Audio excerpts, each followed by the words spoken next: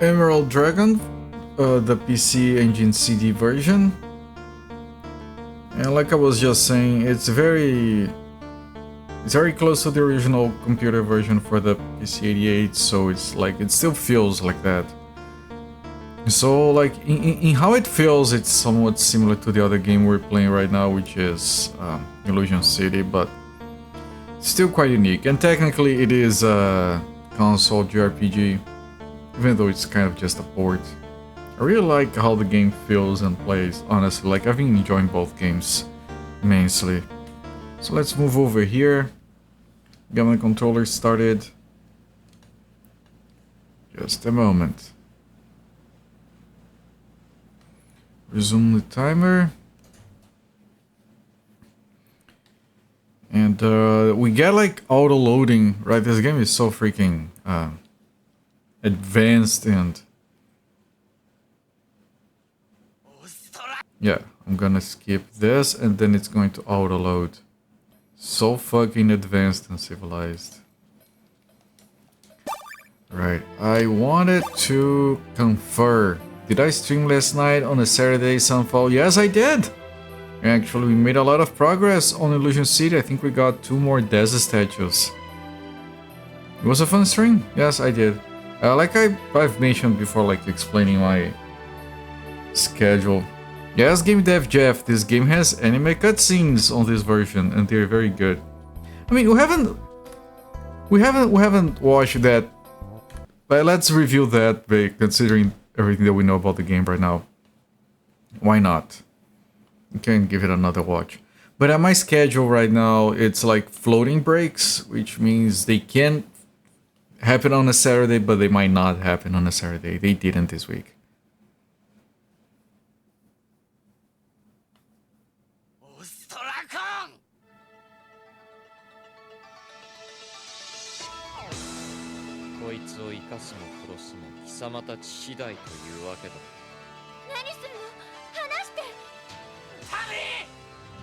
Emerald Dragon.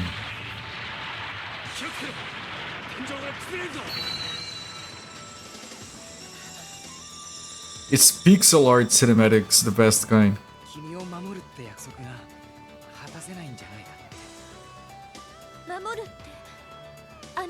We saw this scene already. These one too. Emerald Dragon.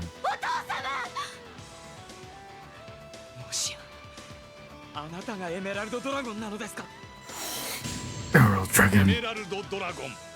Emerald Dragon. Very good. This game is amazing.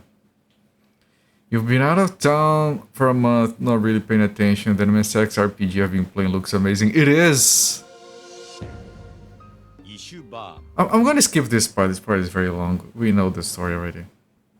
So the best graphic I've seen in micro-computer RPG by a lot. It's very good, Mike. All those little sprites and exquisite animations they have, they're so freaking good, and there's so much fucking variety in the enemy sprites. Every region has like 2 new enemy types specific to it. It's very good. I fear we might be past the halfway mark. We might be getting close to finishing it. Like, the only downside with that game, the only bad thing about it whatsoever, is the scrolling. I feel like the game would be better if it was like fixed screens instead of scrolling dungeons, but other than that, the game is phenomenal. Let's confer. Fauna. She was, yeah, we saw the cinematic just now where she was calling after her father, who just recently died. Begging must have been going senile to have gotten killed by the likes of Gomez, huh? We just killed Gomez. It was that snake tentacle demon thing. Giving the MSX's scrolling capabilities. Yeah. Which is why, like if you play the original version of Metal Gear, or if you play the original version of Castlevania, those are on the MSX. Neither one uses scrolling because they knew it would be shit. Which makes the MSX version of Castlevania very unique amongst Castlevania games everywhere. Because it's single screen, like challenge screens, sort of. It's actually kind of fun. I did enjoy playing through it. Oh no. I'm sorry, I'm pretty down, aren't I? Let's hurry to Ervad. I'm worried about Haslam. We have to go back all the way to Ervad? Because that's fucking far away. Haslam is the prince. Yeah, he went back. How do we even get all the way back there? Is there some kind of shortcutting? You big Gomez! Then that means this village is... I can't believe it! I never dreamed this day would come. Thank you, truly! Yes, get out of the way. Both games have running to NPCs to talk to them. It can be annoying. If your medicine, it's yours for 50 pulse. No need.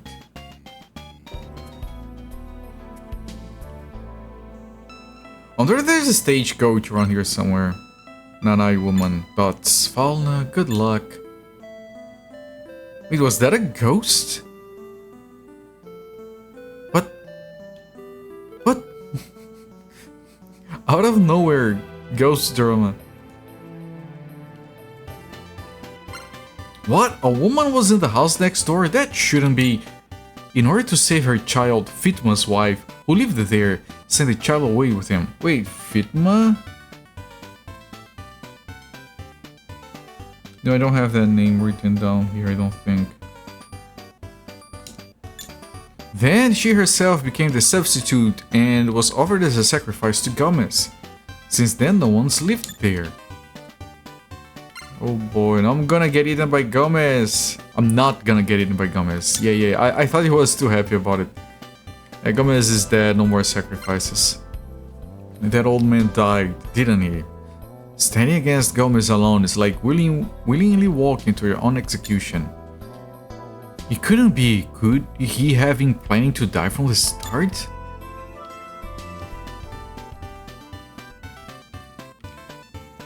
Yeah, I don't think there is a stagecoach in here.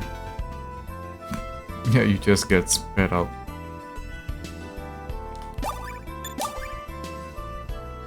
Do we really just go all the way back around?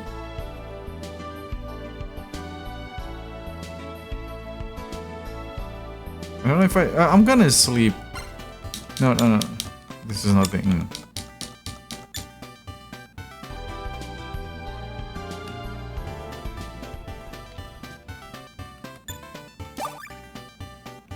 The dead silence of the night at the inn in the forests of Datva incites a creeping dread.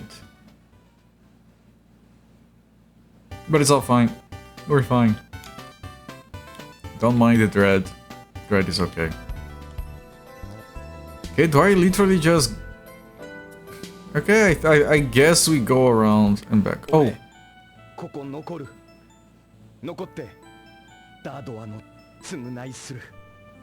Alright.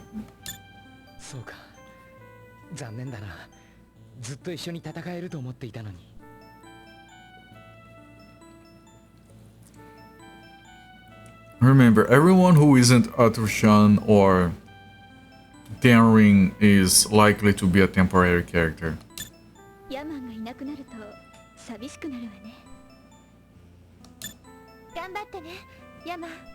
Because they don't get experience or levels. Just a moment.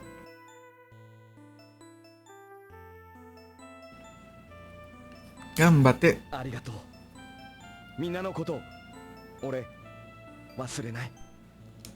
I not forget. Right, we killed Gomez, now we have to kill Garcia. These people coming from Spain.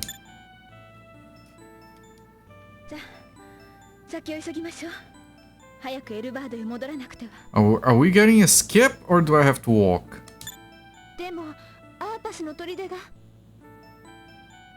Fort Appas was in the way, it was crawling with demons, wasn't it?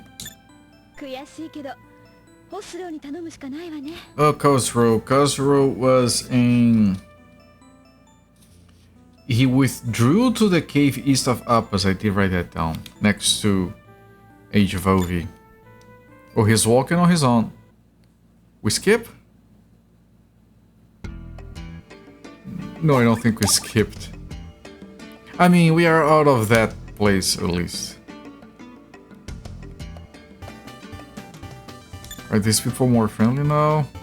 Only Chief's family know forest secret, I know little. Is this the same dialogue? You live now, not forgive that vow, not keep decrees. No, the dialogue is the same.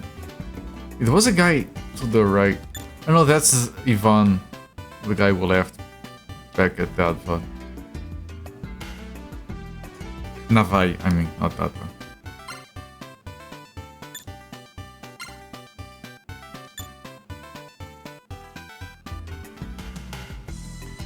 We might not have a stagecoach around.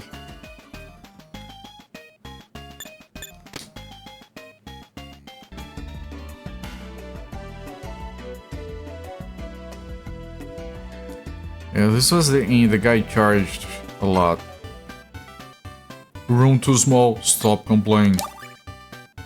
You no stay, I don't care. I love that guy. Okay, so no stagecoaches here, I have to walk back. But at least we don't have to do that forest again, so that's... it's something.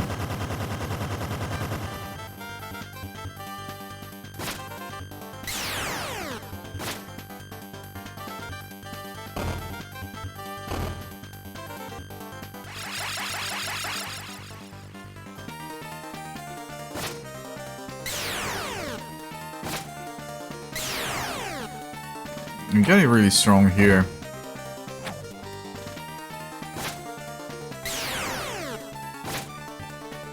You're already level 32.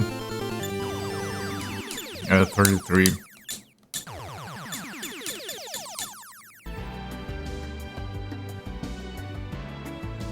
Alright, this... I don't know what this place is. This is supposed to be HVOV.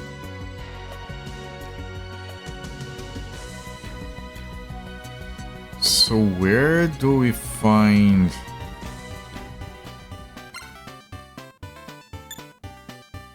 no. Was it somewhere at the bar?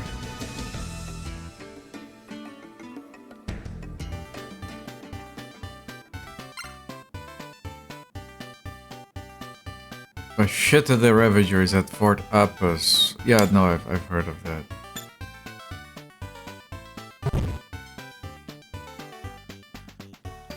I can't go into the secret passage from there. It's not enabled. Where did we leave from?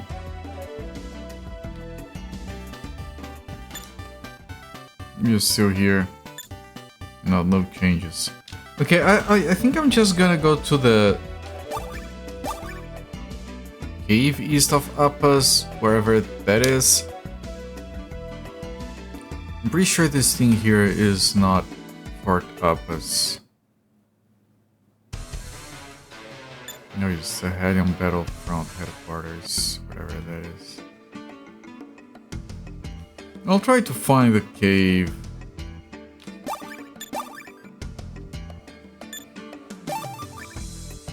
Yeah, this is HVOV.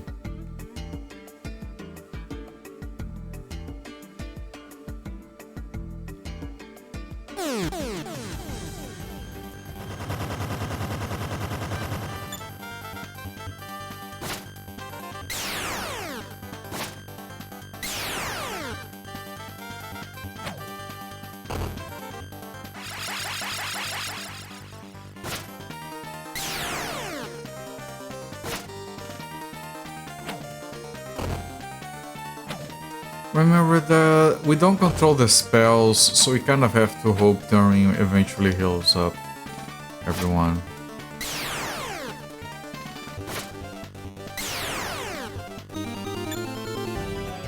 It's very strange actually, control system for that stuff. Is this one? I think this might be Fort Appas, so the cave would be this direction. Maybe it's this? Resistance Cave, yeah, probably. I haven't been here. Thank you.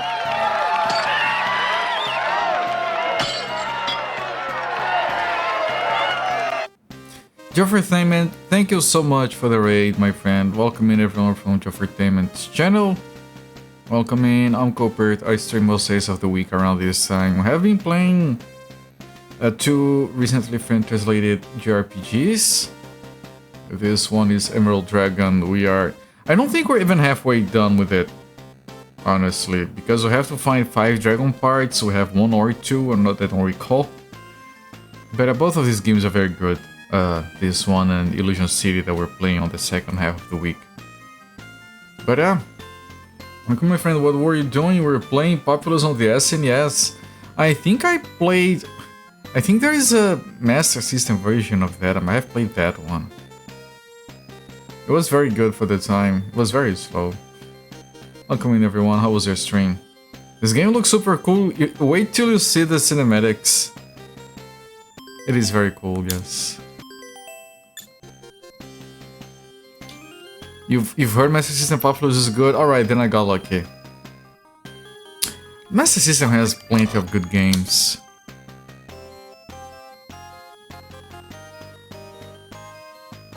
I mean, Master System Ghostbusters is way better than NES Ghostbusters. Master System Castle of Illusion is better than Genesis Castle of Illusion. It's a really underrated system, if you ask me. So many levels. Ah yes, Populous goes on forever. It's not, you're not supposed to beat it, you're supposed to enjoy. We haven't been able to get detailed information since Fort Zalma fell to the Hellions. Alright. Kashvar has been undercover at Fort Apis for a long time. Kashvar is the strongest soldier in the resistance. The operation will be a success for sure. You say so. Now is the time to take Fort Apis and show the resistance's power. Yep, I have to go through there. Is this the guy? What's his name? Khosrow. Hello there, Pazu RPG. Welcome in, my friend. And hello there, your mom. How's it going?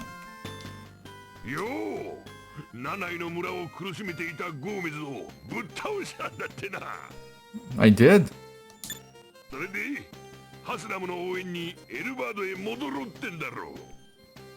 Yeah, that's right.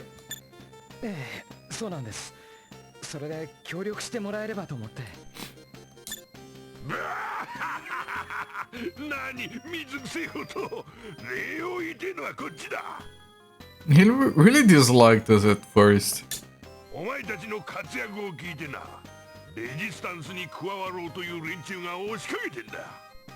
Yeah, we did push Ostracon back, right? And we killed his lieutenant that I forgot the name of.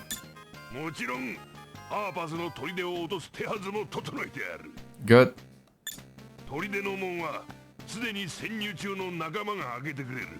Okay. Of course, just the 3 of us.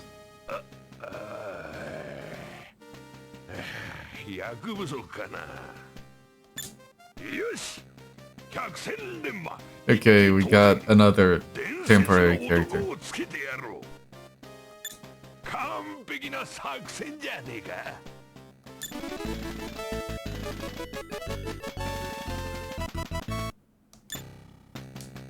I don't remember how was equipment on this game, but yeah, you can equip these guys.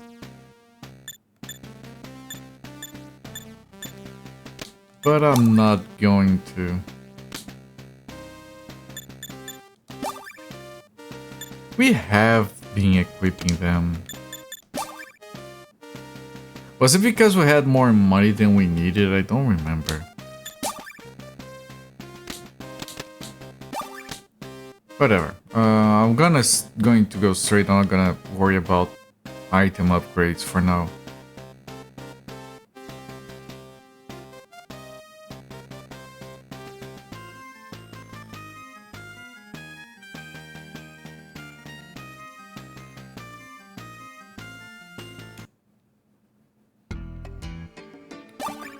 Okay, no, I think from here we go to Fort Apis, which I think is west?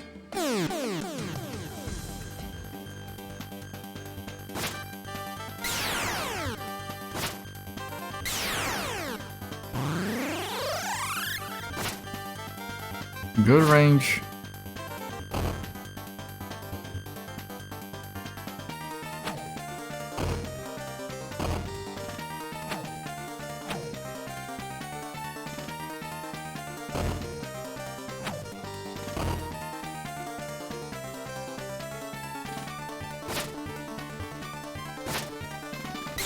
Two hits, really.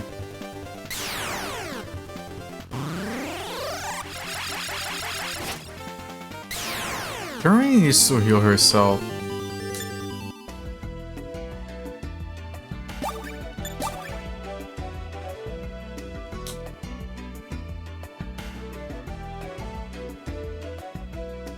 I think this is fourth Appas. Should be at least. 2000 damage on a critical. Amazing.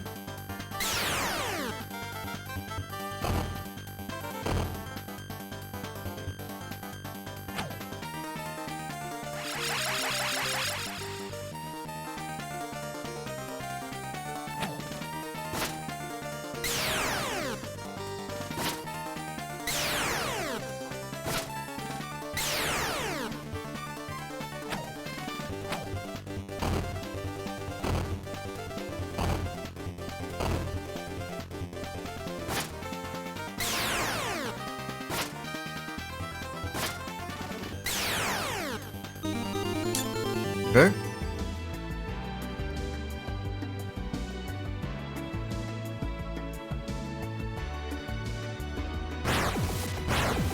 Yeah, the infiltrated guys. Nice.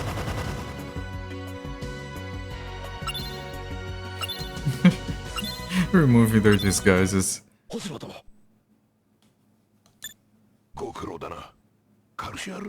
Is that guy on the right a pig? He looks like a pig to me.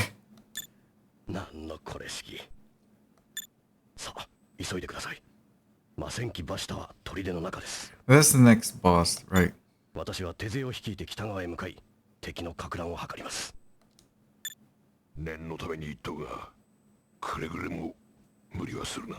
Yeah, please have some wreck.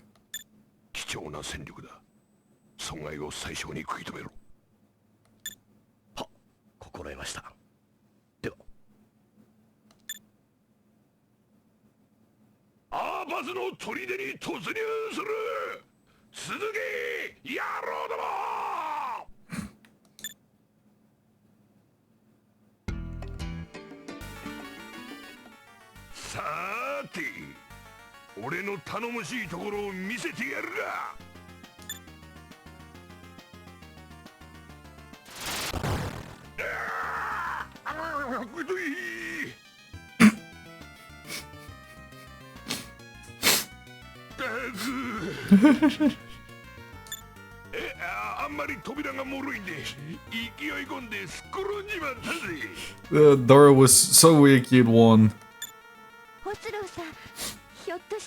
Unlocked?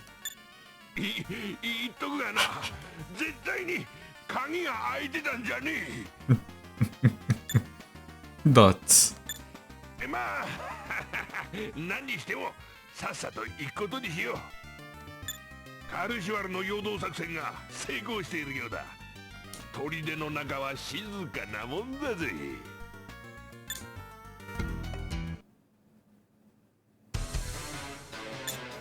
Okay, I think we were here before, right? Just going the other way around. If I recall things correctly. Evil shaman.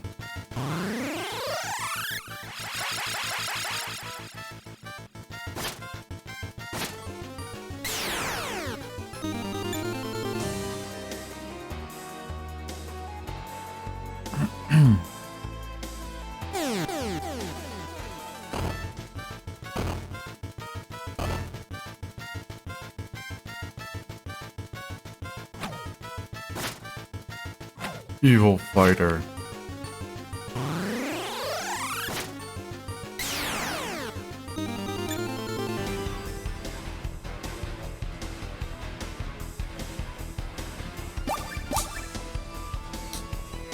Although I don't recall this layout. Is that a thunder chicken? It's a cockatrice. And it casts a clone spell. Okay, yes, that's actually a very cool thing. And like this game was released. There are like 7 or 8 releases of this game, and this is the best release, in my opinion. After this one, they released an SNES version, but I think it was ported by other people, and I think they couldn't add that map to that version. That's my theory, I haven't checked it. Because the dungeons are simpler and smaller in that version, I think, to compensate for the fact that it has no map. But the map is very dynamic, it gets rendered in real time around your position. And vast majority of places in the game, even like outside, you can use it. Also, the original versions, including this one, they don't have a separate overworld, it's all continuous. SNES version has a separate overworld. I feel like that version is a severe downgrade from this. I'm gonna need some healing, Tamarind, on yourself. I missed everything.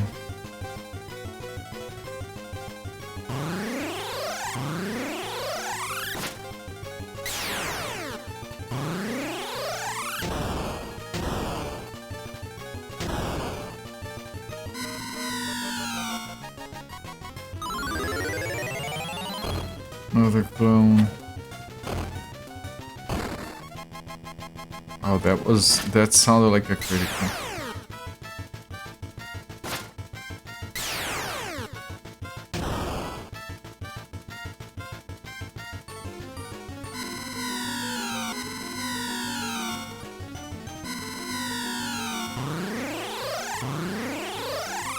Oh, this game is very weird with the health system and the healing.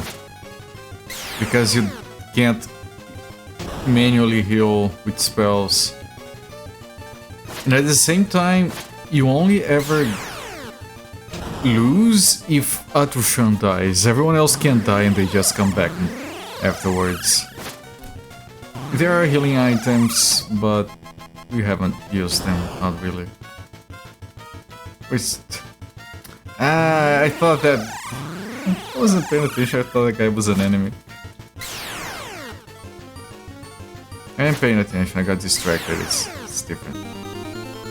That's a lot of experience.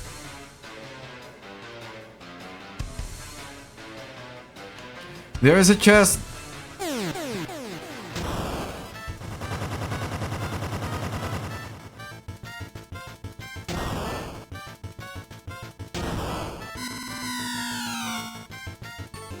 Those wizards are very fast.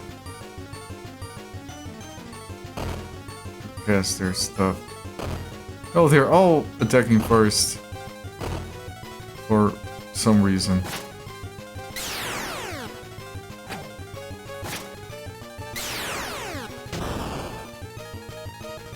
I need a healing. I need a heal. I haven't saved. Please, miss. Oh, thank you. I need more healing. Thank you. Jesus.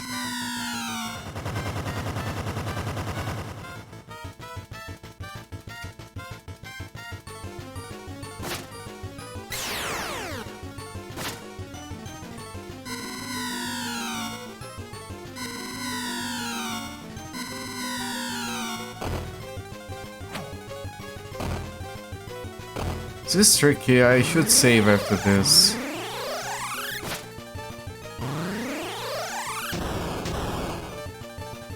Those wizards are doing some work.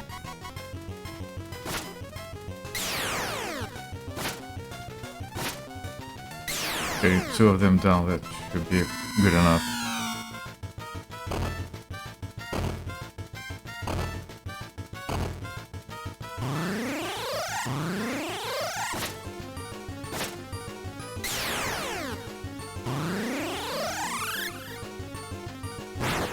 Nice critical.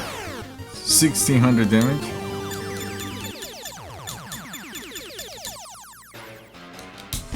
Yeah, these fights are not easy, but they're giving us a good amount of experience.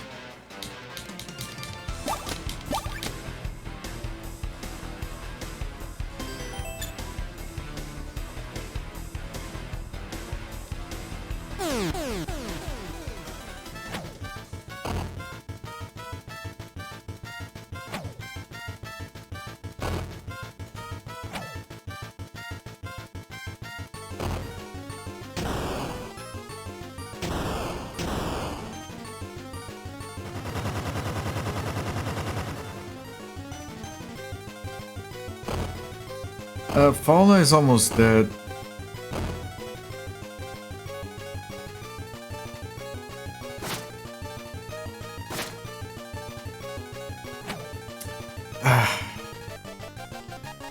I missed and I didn't kill anything, and that thing cloned itself.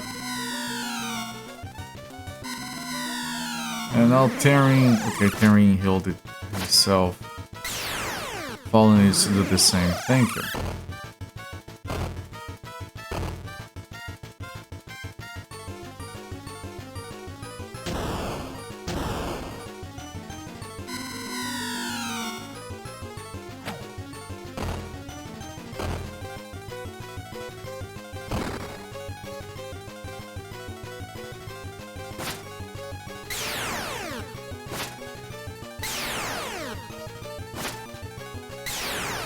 Nice, yo, with 0 action points left, I managed to kill that wizard.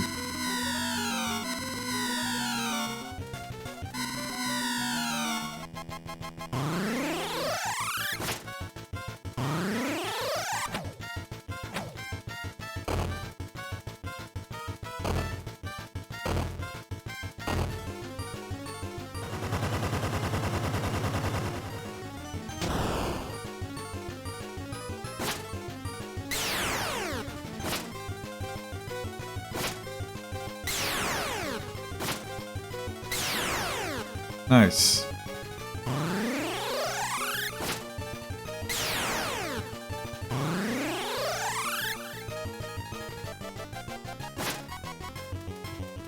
I missed.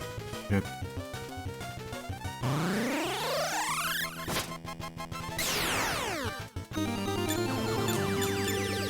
I mean, this is giving us a lot of experience.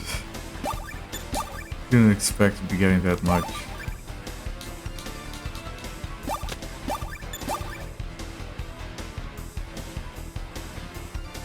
Okay, I see a chest.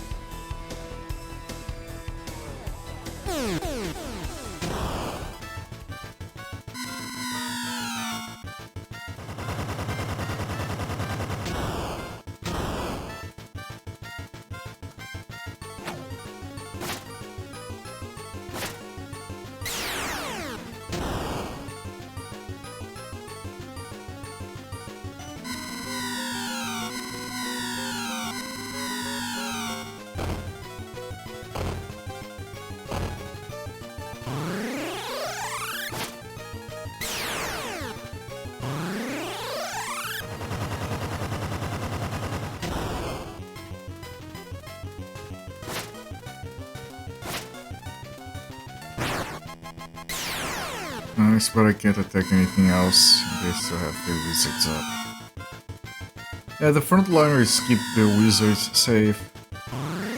And their wizards keep running away. And you can't really make the other characters focus on the wizards. They'll go for them when they feel like it.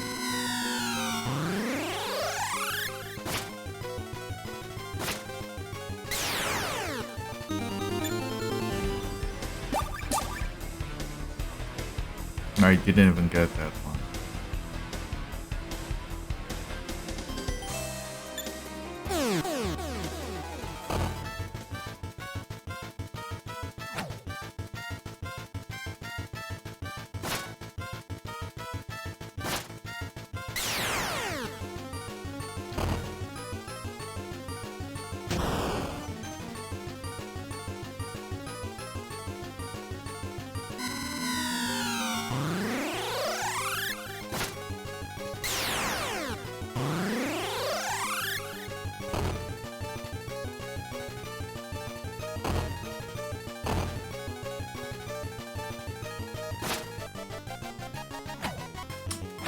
Ah, geez, you missed 2 in a row.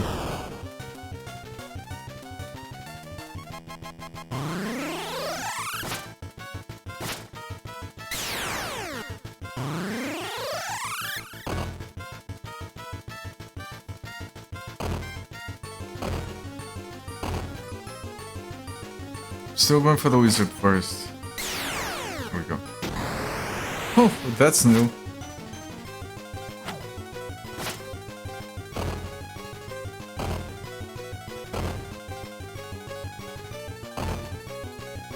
Man, it's doing a lot of damage. There's something that is almost dead. Alright, leveling up again. Yes, swimming in the experience.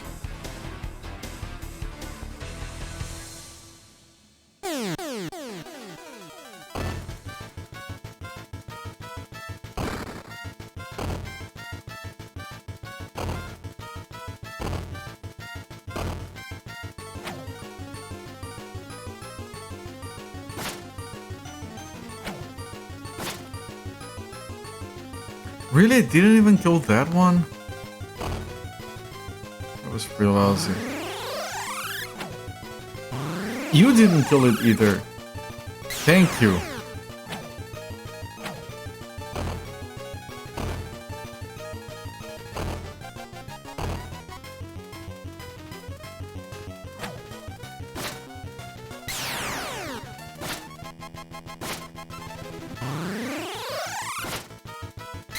Okay.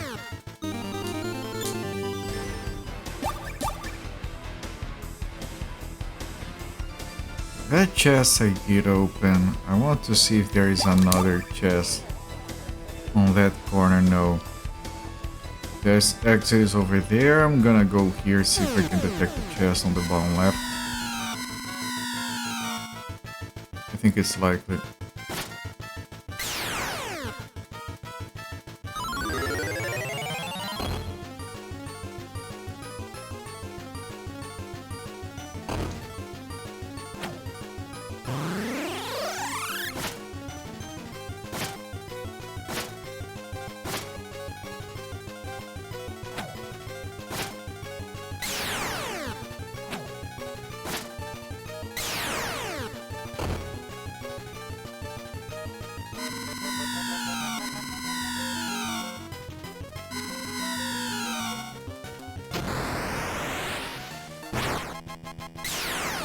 $2,000, 2,400 damage on that critical. It's not bad. And I missed. He did say something. I can never catch that dialogue. The evil shaman said something in the middle of the fight. It's a very cool system, but I can never get there in time to read it.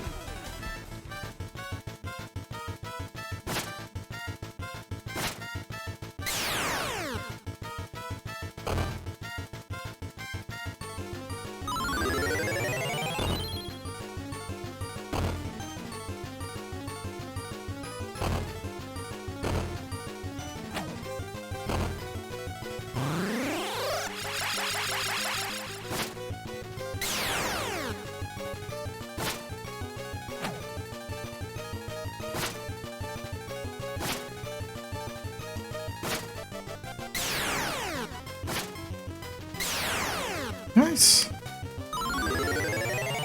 And it clones. I mean, it's this. We've noticed this before. Delusion City is like that as well. This is not one of those games where the experience for the fight is decided before the fight starts. So if they summon more enemies, they clone themselves, you do get more experience. Which is the proper thing to do. So many games I think they want to be balanced or some shit. And they don't do that. Like you can stay in a fight for hours dealing with clones and summons and you don't get more experience for that. And I think that's bullshit. There's a lot of enemies here. I don't think I can afford going all the way back to fight the wizards.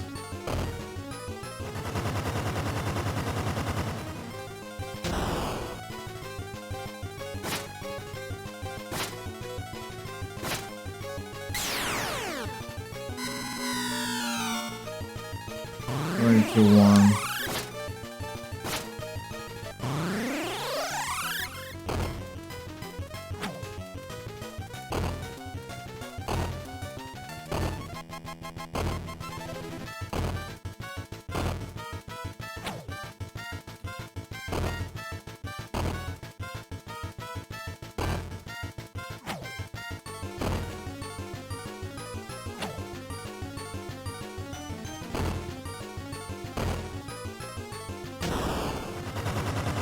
Can I play again, please?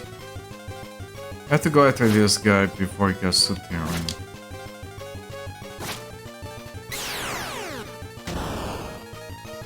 And I might end up dying here. I haven't saved in a while. I have to save more often. This dungeon is very risky.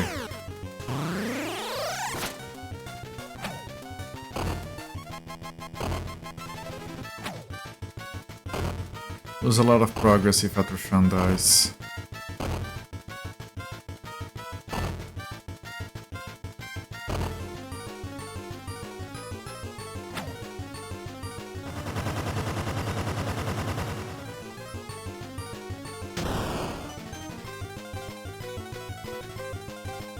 Hang on.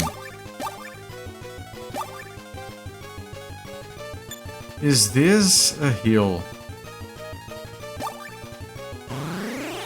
It is.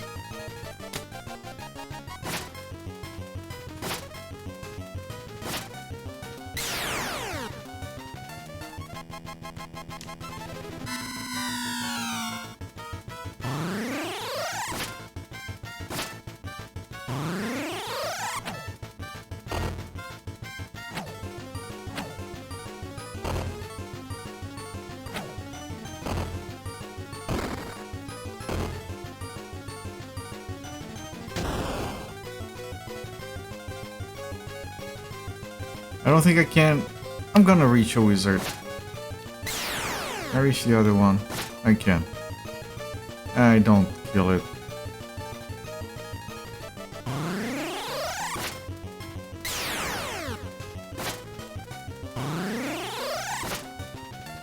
Okay, I still think it was a good idea. There we go.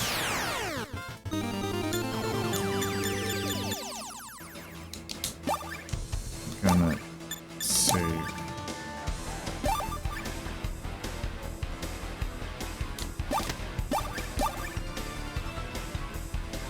Oh, there isn't a chest down here. This is a waste of time. I have to check still.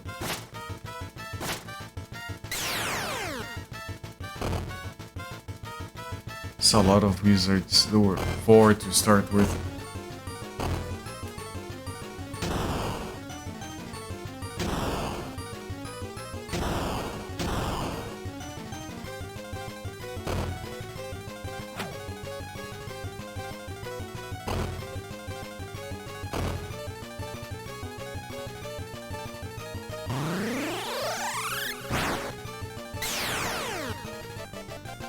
Now, I've said this plenty while streaming this game. This is the kind of shit that puts me in a zen state. It's very calming and chill. I really like it. I hope it's not too boring to watch. I really enjoy this kind of pace.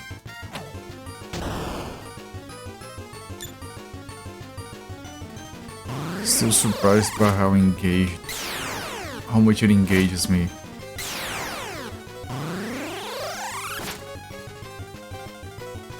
Despite being technically repetitive.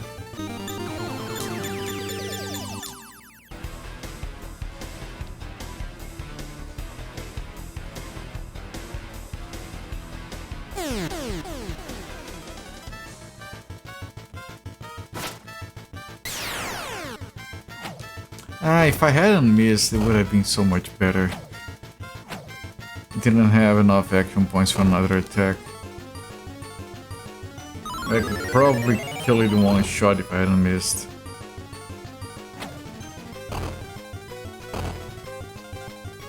Now it's running away.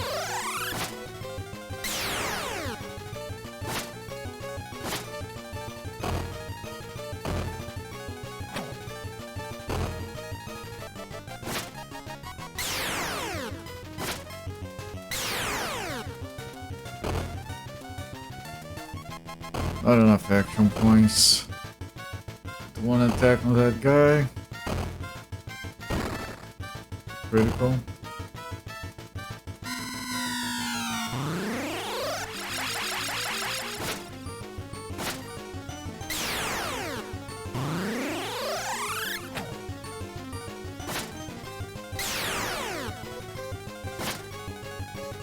Not enough to kill it. God damn it. For by one action point, it lives.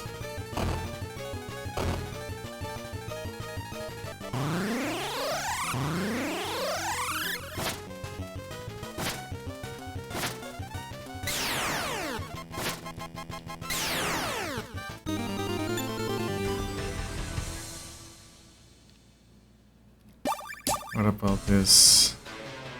I see 2 chests. There's like a special thing on the left and an exit on the top right. That's what it looks like to me.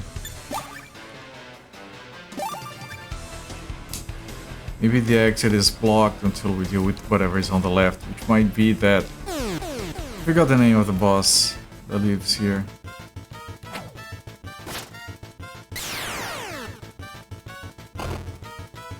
I think I had a tile like in the incinerator or something, I don't recall.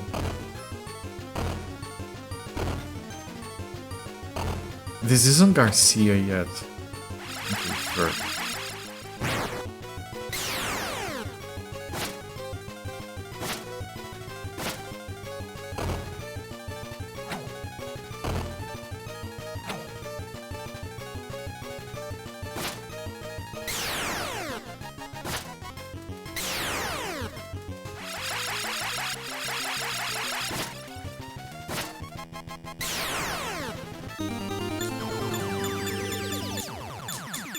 Keep getting levels very quickly. Big gold bar, that's new.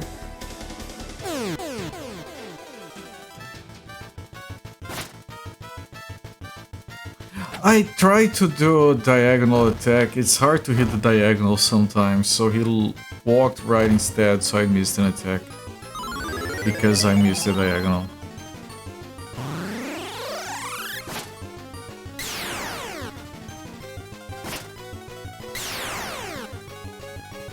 Yeah, hitting the right enemy sometimes can fail because of the diagonals, especially. Because you don't use any buttons for this, you just push towards wherever you want to move, and if there is an enemy in the way, you attack them.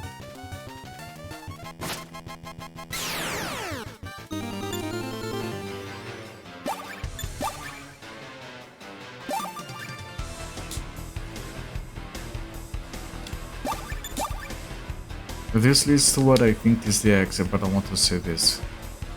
To the left first.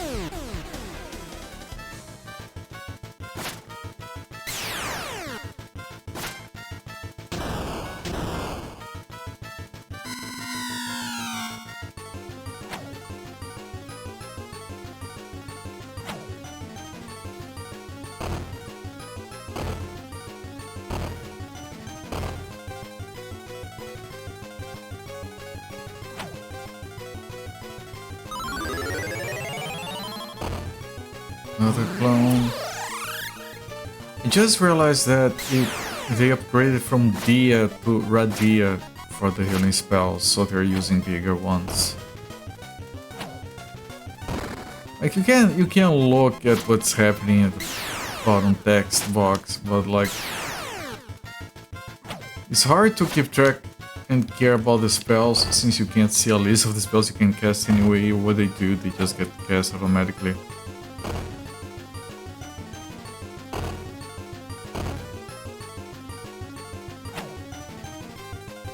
Which is a very interesting choice, and I appreciate that it's different.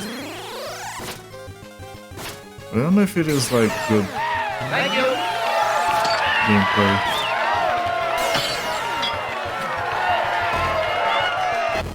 Pixel Turkey, my friend, thank you so much for the raid, really appreciate it. Welcoming everyone from Pixel Turkey's channel. I'm Copert, I stream most days of the week around these times. We are currently playing through Emerald Dragon. a JRPG that was fan translated like a month ago, slightly less than a month ago. It has like 7 different releases. This is the best one, the TurboGrafx CD. Playing through it, it has pixel art, anime, cinematics. It's very good. Good CD music as well. Welcoming my friend. What were you doing? Oh, Phantasy Star 2. I haven't played that one yet. I finished the first one. I played the first one when I was a kid. It's my favorite game on the Master System. But yeah, welcoming Turbo Chihuahua, Pixel Turkey, Game Dev Jeff, Snow EP, and Raiders. Yes, everyone, welcoming. Oh, you beat it! Ah, they're adventure games, Japan exclusive adventure games, not the... Oh, interesting. I was not aware those games existed, actually. The dial-up mode system in Japan. Also, like the Satellaville for the SNS. Again, I didn't even know that existed. Amazing. Hello there, Zulfair. Angle Grinder to you, my friend. How's Jason the Sneaky? I forgot the name of that guy you liked. I should ask Pixel Turkey how to beat Father World. Well, first thing, you don't use the bomb or you get soft locked. Who are you and how did you get in here? I'm the locksmith. And I'm the locksmith. Arrow Andrew, thank you for the follow. Enjoy the free emotes. Alright, what is in there? When you put a save, might be a boss fight. Look in your heart, you'll find a way. Well, I played Father World Pixel Turkey. I got to the final screen just before the boss and I couldn't progress because I didn't have the bomb. I was soft locked that I didn't want to play through the entire game again.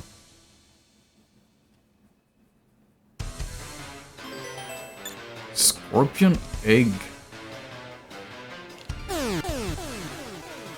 Is that a boss? I think that's the boss. Looks like a boss to me. Be sure to get those bombs. Yeah. I found one and I used it and I shouldn't have. I might get back to Father World. It's one of the few games that I have only ever dropped 5 games on stream. And I think Father World is the only one that I might get back to. Yeah, I'm gonna put down another save here. Ready for the boss fight. こんなところに隠れやがって。お前もこれで終わりだぜ。お前はもう死んでいる。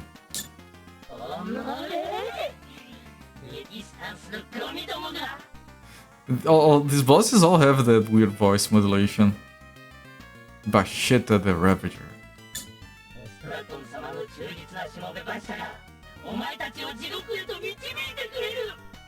Yeah, the warehouse explodes just to mock you. You use the bomb here, I'm gonna keep exploding forever. You can't beat the game anymore.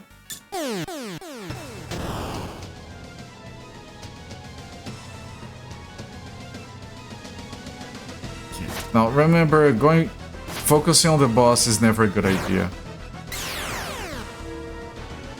I'm gonna pull back to try and defend Terran. If they want to hit Terran, they have to go around.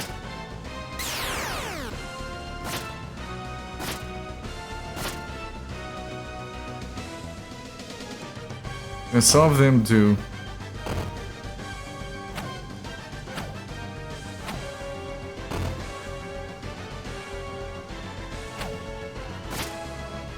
Again, protect Terran. I couldn't.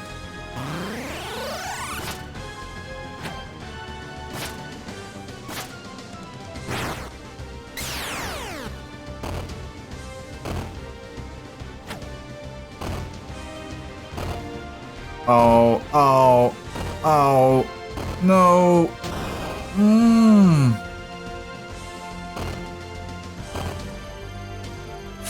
Okay. Jesus. I need this. Holy crap. Okay, and hopefully Terran survives.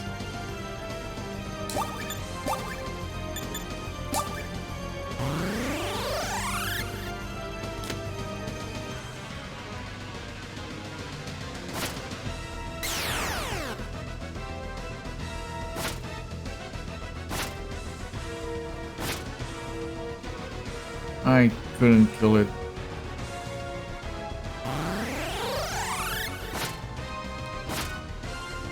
Why are you attacking the boss when they have minions that need killing?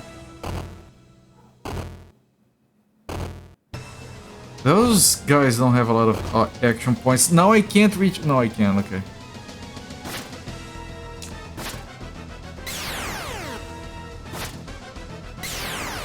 Good. But these minions, they don't have a lot of action points, but they do hit like a truck. Okay, but it should be done now.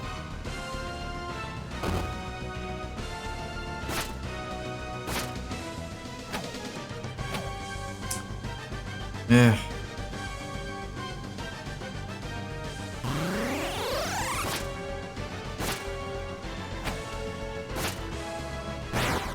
Nice critical.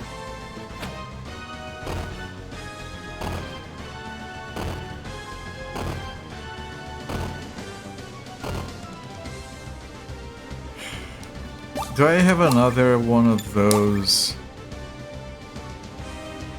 No. What does a Zeal potion do?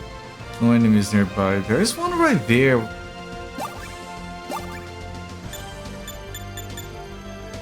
What does a scorpion egg do?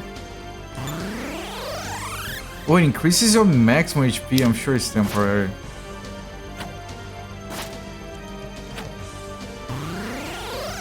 It does still kind of work like a heal.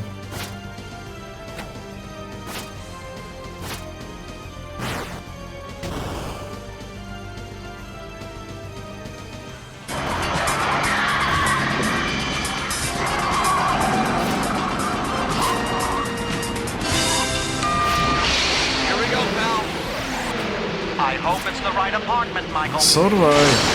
Otherwise, look at this mess. Good grief. Okay, it's time for math. Zofair, thank you so much for the gift sub to Pixel Turkey. Really appreciate the support, my friend. Thank you for the double nice plus 40 gift subs gifted so far in my channel. Really appreciate all the support, my friend. It means a lot to me. Pixel Turkey, enjoy the ad reviewing and the emotes. Plus, he's almost dead.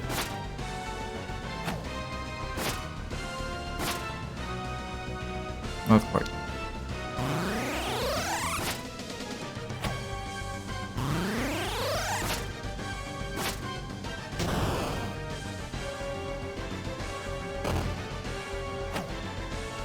There we go. And come on. Okay. Got level ups. We go.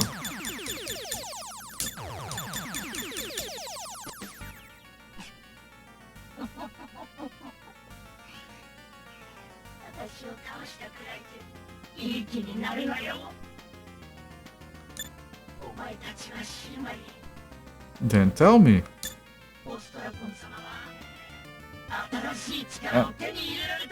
I mean, he was pretty weak last we met him.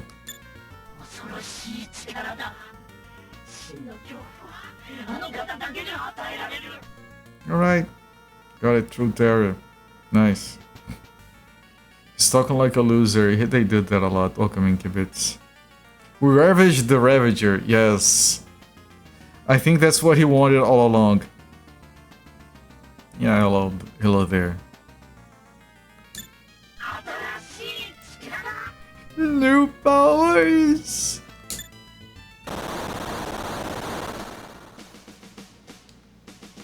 Okay, I should put down a save. And I'm gonna have to pause the timer here. I really need to hit the bathroom, emergency bathroom break again. Those have been happening a lot. So, like, I'll be right back, like less than 3 minutes, alright? Don't go anywhere. Alright, sorry about that. I'm resuming the timer here. And now I think we can leave the dungeon and go back to... Where were we going to again? Airvad? Airvad. We're going to Airvad. Triumphant music. Does that mean we don't have any enemies on the dungeon anymore? I think it does.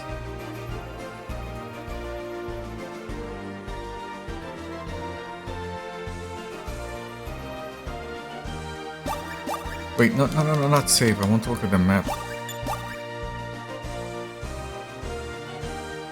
Okay, I see it. For a moment there. Oh, hi everyone. 見事バシタを倒されましたな。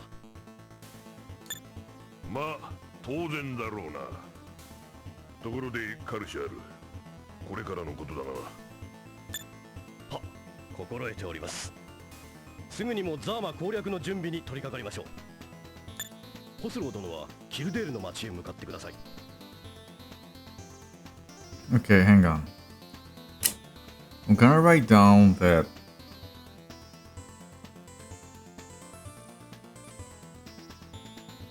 the Khosrow is heading to Kirdir.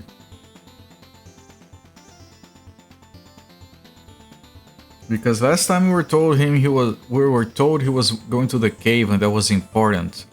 Otherwise I would have spent a lot of time looking for him.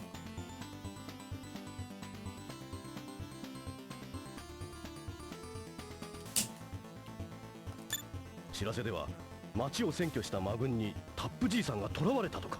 They have arrested Old Man Tap. Oh, not Old Man Tap. Let me write down the date here, so I know this is recent. タップじいさんが。わかった。早速向かうとしよう。Right, Old Man Tap was his contact, right, in Kirdir. Right, the guy we had to give wine to multiple times. ザーマ攻略の件はよろしく頼んだぞ。Let me write down that the others went to capture Salma.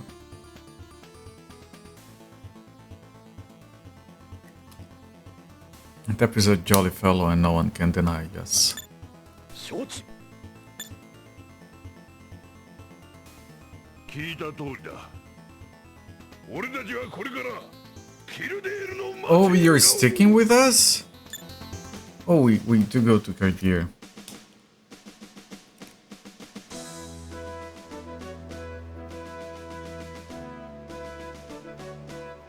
Just updating my notes.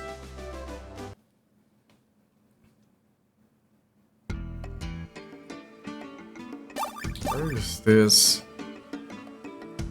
Oh! We're back here. I think this is where we go north we couldn't go to before.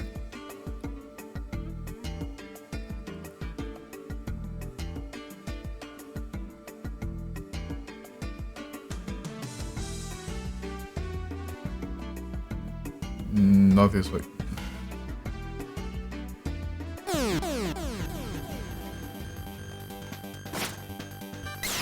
Okay, these enemies are old news.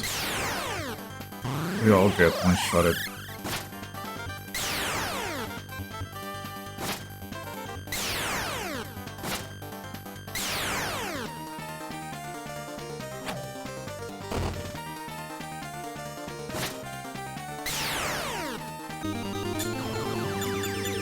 They don't give a lot of experience.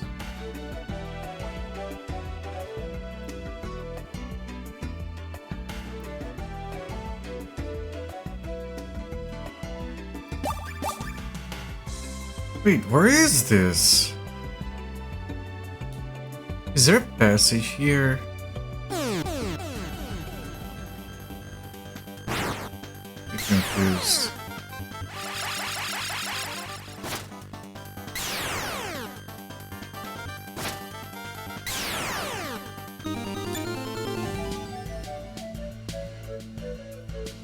No, there. Wait, what? No idea where I'm going.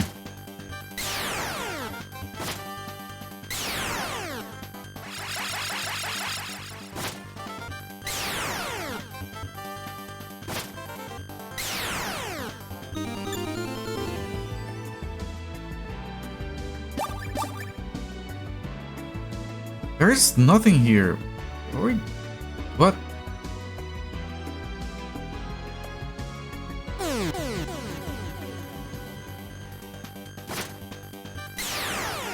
Is that where we have to go? Is that a secret? going on?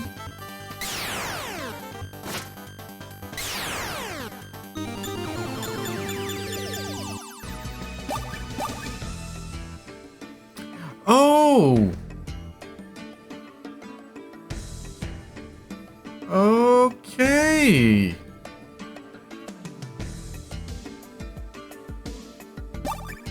What is this place, though? Is this Gardeer? Oh, so we were supposed to be here. Okay, got it. Interesting secret passage. Yeah. Alright, we're supposed to be here. The guy's an enemy. We're going. That's probably where you progress the story.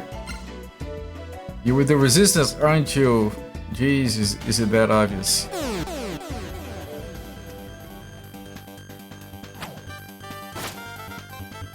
It's not gonna be easy though.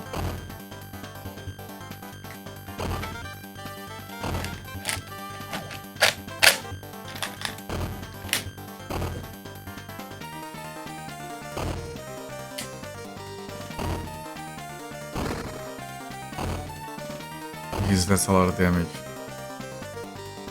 And the scorpion egg effect was temporary. Unsurprisingly. I like games that have like items that give you a permanent buff. Like Megami Tensei games have. What are the items that give you? Were they like stones or something that give you like permanent stats? Stat upgrades. Like Fallout with the skill books. Incense, thank you, Jinkito. Thank you. You're right.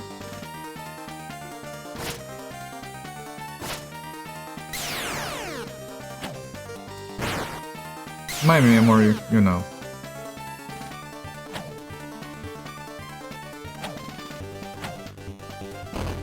We're into natural growth. Steroids are bad for you. Love devs. Look, it's a video game. Like for example, cars. There are some games that modern driving games that have EVs in them.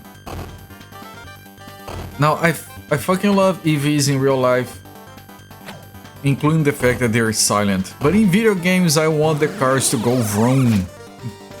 I want them to be noisy. So I don't like EVs in video games, I think they're pointless. I want the noise. So yes, in real life, steroids are bad for you. In video games, steroids are awesome. Let me roll it up.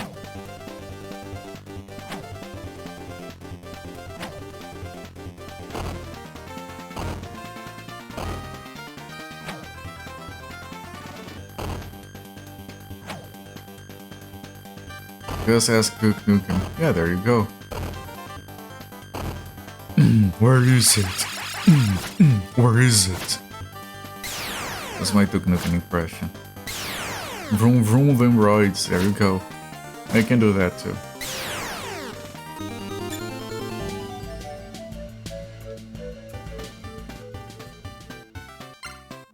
Those brutes arresting even an innocent bystander like me. I don't think you're innocent. Yeah, those to our rescue. You were drinking all along, man. You're not fooling anyone. Those jerks. Now I'm all sober. Oh, the horror. Those guys are up to something. Be careful. Damn that infernal army. Running around doing whatever they want in our town. Thanks, you saved us. Old Man Taff has been taken away by the Hellions. Perhaps they discovered that he was working as a contact for the Resistance. Suddenly there's a cry from outside. Wah! You of the Resistance! We knew you would come here! No, I didn't play Duke Nukem Forever yet. I do want to. I'm sure it's playable. But I was all over Duke Nukem 3D back in the day. Feeds his steroids. Does that work? Vroom louder! Is that how you get those guard demons from Megami Tensei? You guys remember those? Step outside to prepare the welcoming party. Do I have to? I'm sure it's fine.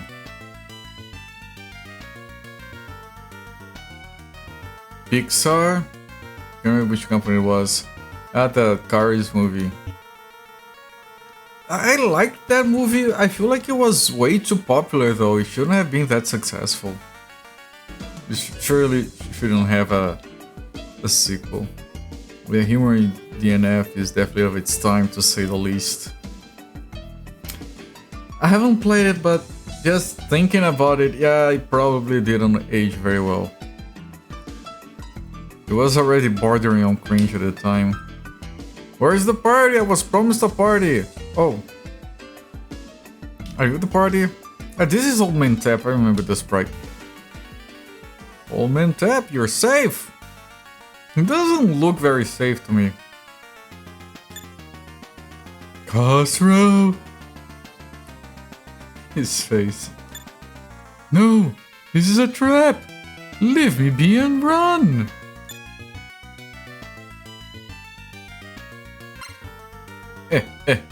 You can't run now. Your destiny ends here. What, are you feeding me more experience? You are. Wait, it's a boss fight. Steelman. Still alive. Shit.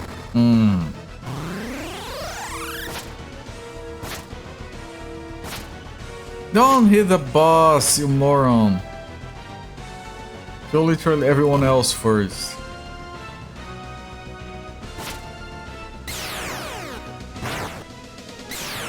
Good, good. Okay. Meet up for last time.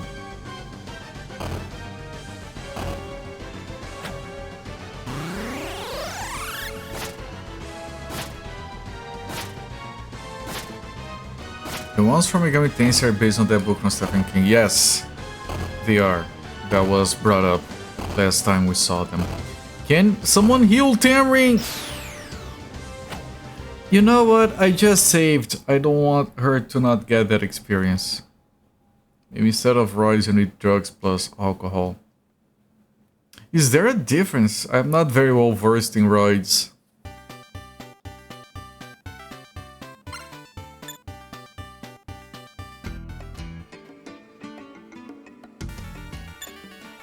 See, no progress lost. You're fine. They sure still manned her argument. Har.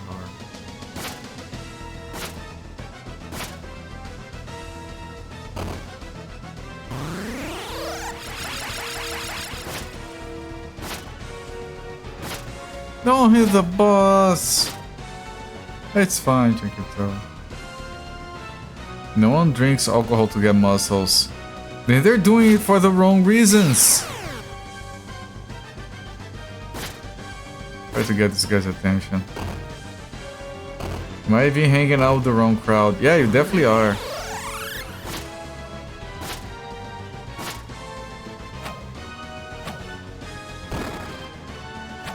I want to find a group of people who drink to get stronger.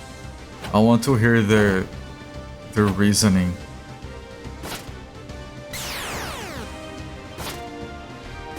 Maybe it's like, you know how they say no pain, no gain? Well, if you are full of booze, you don't feel the pain, so you can double your gain. Because you're kind of numb. You can push yourself. I'm sure it's probably very unsafe. Don't do any of what I just said.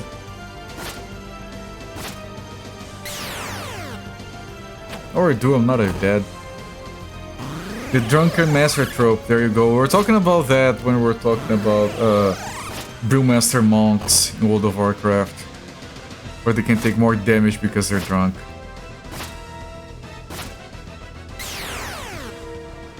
And then they drink to remove the staggered damage.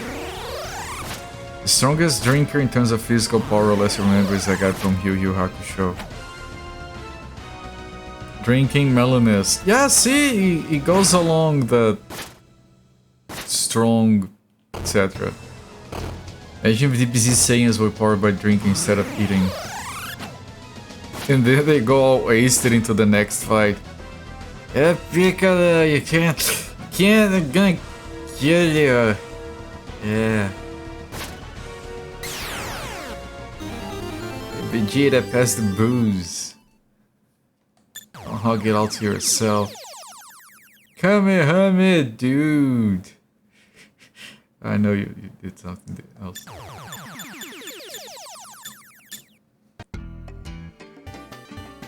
Old Man Tap's house. Old man, hey old man, get it together. Did they run out of budget for the voice acting? Damned hellions! Torturing an old man like this? Khosrow, it's too late for me. We were promised drama in the back of the box. Here it is. Drama chat. He's dying. Always hoped that my last moments would be spent drinking wine. I knew he was gonna go there, and I'm glad.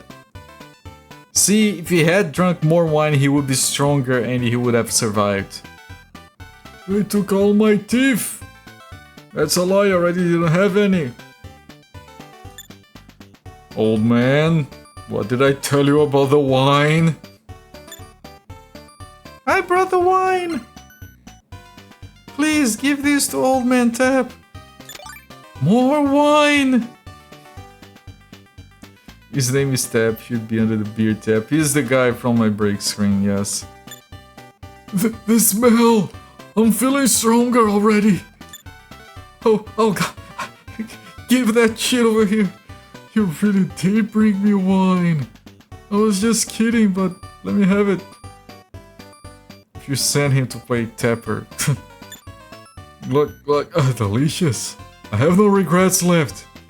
I mean, that's an easy way to live through life. You're in your deathbed, staring oblivion in the face, and you're like, as long as I drink wine, I have no regrets. It all led up to this moment. And he dies from dots. More dots. More dots. Less dots. Less dots. He's going to punch his arm upwards and die like rolling the piece of the North Star with the bottom of his hand. Maybe Tap is his surname. Old man being the first and middle. Tap. Old man. He was already dead, you were shocked. Yeah, I think his... I don't know, there's a chance I press a button here and he goes like, just kidding, I feel better. Oh well, golly gee, I really did come back to... Called it! Yep, that's what the best vintage does for you. Thank you, devs. Powered by booze. There you go. Thank you, devs. Oh, you wily old man? Everyone laughs. The lady leaves. He goes back to drinking, holding bottle in his arms. A few days ago, the town of Ervad fell under Ostracon's attack. Apparently, Prince Haslam was captured by the Hellions and executed. Really? You just give those that news like that. So wine cures the dots. See the lore, it thickens. Still hugging the bottle, yes. You do realize we have someone in front of you that is kind of fall in love with Prince Haslam?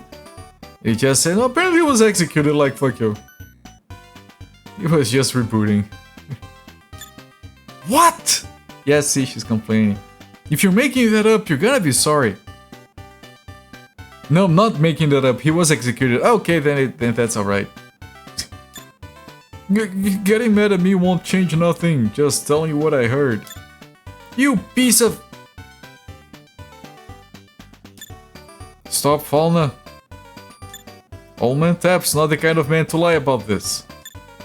But I want to hit someone. In any case, we need to head to Irvad immediately. That's the best we can do right now. I have the dots, I need wine. Okay, let's hurry. The dots, I have them. Okay, I have a lot of shit that I should sell.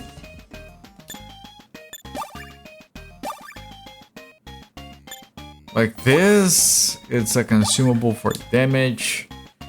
So is this. These are just money vendor items. 10 ring. We can't sell bag and staff, apparently it's very important.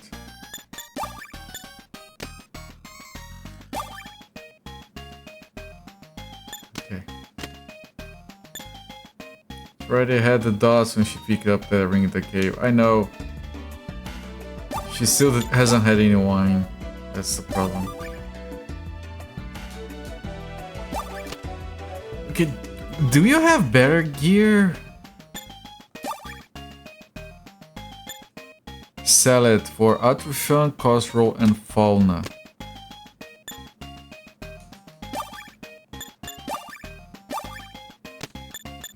They all have Solace already. Breastplate, Atrushan and Khosrow have breastplates.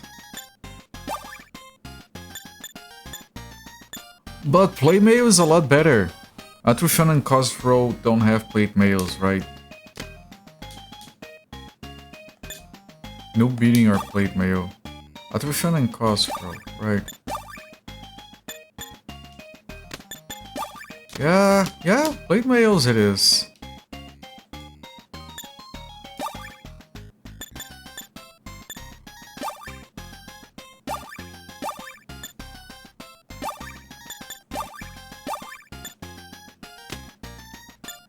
And we sell the breastplates. No one else can equip them.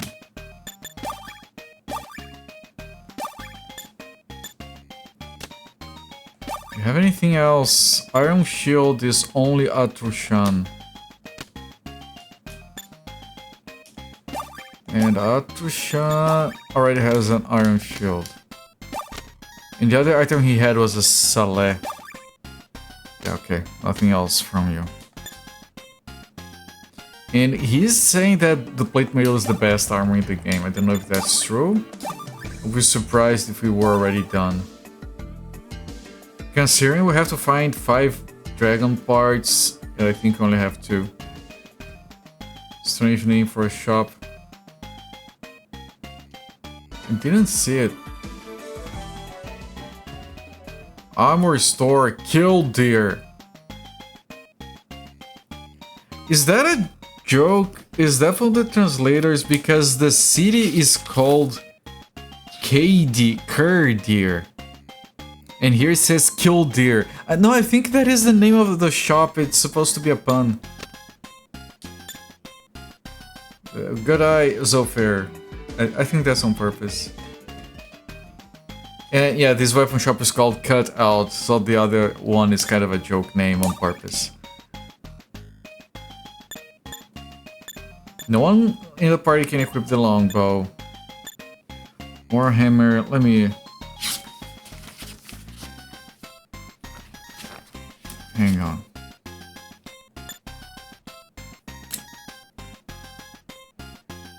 The great sword is for Atrushan, and it's 112. Well, the Warhammer is for Khosrow and Fauna, and it's 108.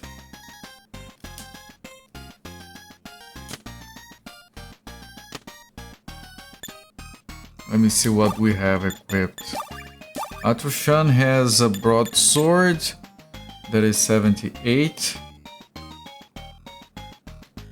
So that would be an upgrade for him. Khosrow has a morning star that is 65. Also an upgrade, and Falna has also Morningstar, also 65. I don't know if I can buy all three though. And if we want to upgrade only one, priority goes to Atrushan because we choose who he attacks. Kill Director, no, it's the name, it's instead of Kurdir, it's Killdir.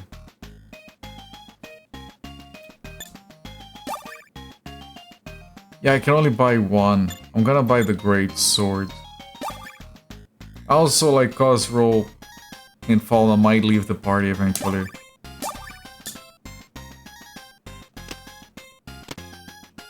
No, I want to sell the remaining thing.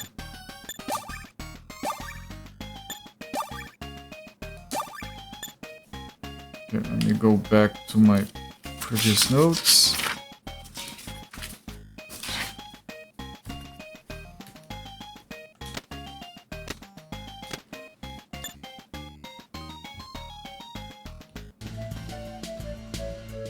Alright, we are managed.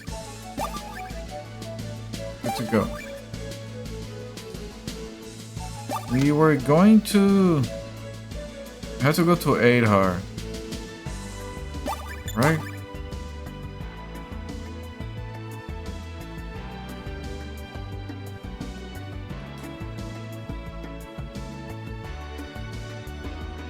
Right, what's this way? Like on the map, it's shown it's blue. I thought it was like a river or something. Let me confer. I don't believe for 1 second that Haslam's is dead. We should go and find out. Alright, let's attack Fort Zalma. I think this road leads to Fort Zalma, which is between... Mithramir is the strong one that we can't deal with yet. Pretty sure. Or we couldn't before, maybe we can now, but maybe too early. I think this here is Zalma. Karen Castro! It's Tiger Skydron's favorite character. Karen Castro! What's wrong, Thomas? Did something happen? Me and Castro came here, but there weren't assault to be found. And Castro took his troops and let him pass before the gate closed. I got Plump left behind back here. Then what happened to Kashvar? It's Kashvar's we're talking about. I think he ought to be fine, but... God damn it, hurry, Atrushan. Okay, we are hurrying. Fort Zalma? Good. Are the enemies new? I don't think the enemies are new.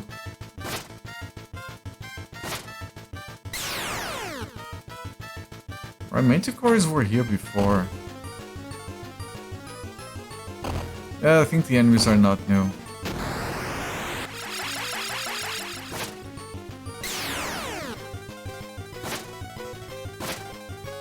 No, these are still man. The enemies are new. Just got combined with the Manticores of old.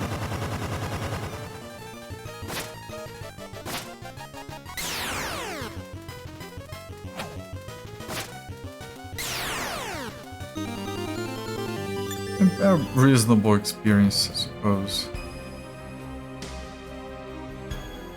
Nothing too amazing. Yeah, we have been here before. Yeah, some of these enemies are from back then. Looks like a flying monkey. I mean, not a lot of pixels for it to look like much else. Atrushan is frozen, so we just watch the fight. What did everyone have for lunch this fine Sunday? I respected my diet today, so I had a small steak and vegetables.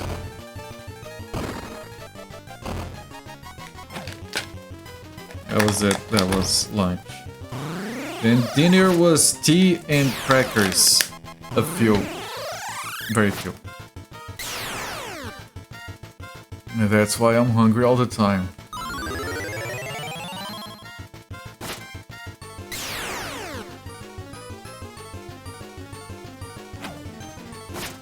Half an unfinished bag of potato chips. It sounds way better than my dinner.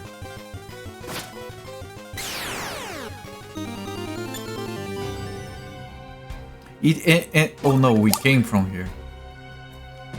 And that's a lot more than half a finished bag of potato chips. So I'm glad we got the right kind of bag.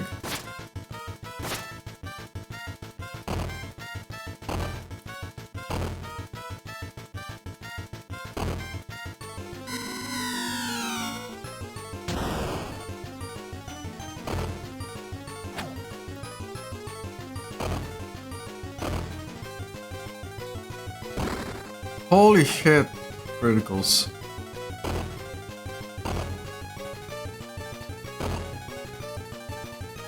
Can I play the game again? You took the easy route to bake the big ass roast potato alongside some diced onion, carrots, on hamburger and seasoning. Go down, I'm almost drooling here, that sounds very good.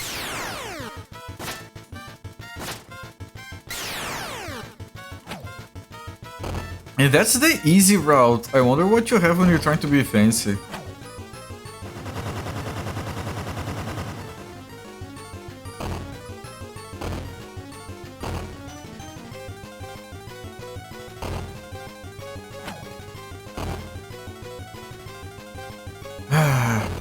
Shit, now I'm thinking about food. I'm thinking of raiding the fridge after this stream. I never do that, I'm not gonna do that. But I dream of it.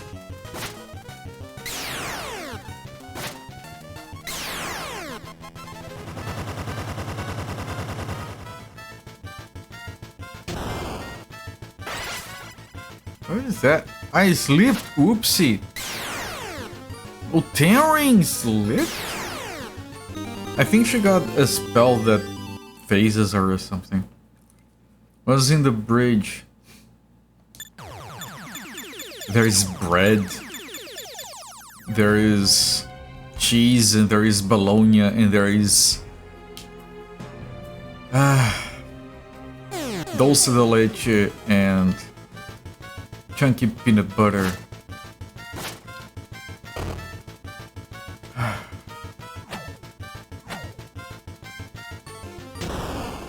And there are some cherries as well.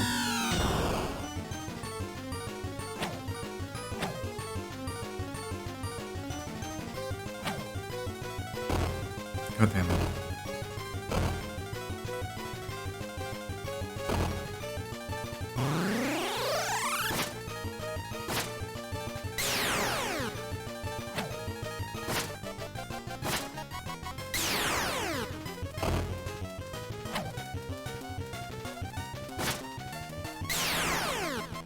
That's bologna made of uvas and offal.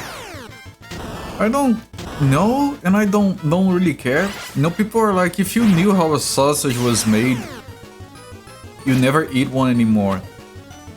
I don't care how they make like the chicken nuggets. They taste good. It's irrelevant what they put in there if they taste good. People are like, ooh, it's disgusting. They put like the beak of the chicken and the feet of the chicken. I'm like, we could put freaking cardboard if it tastes good, I don't care. Horse lips.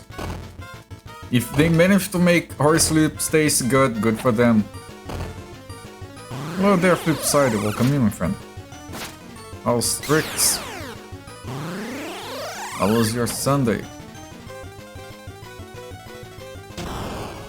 Oh, I'm frozen, I can't do anything.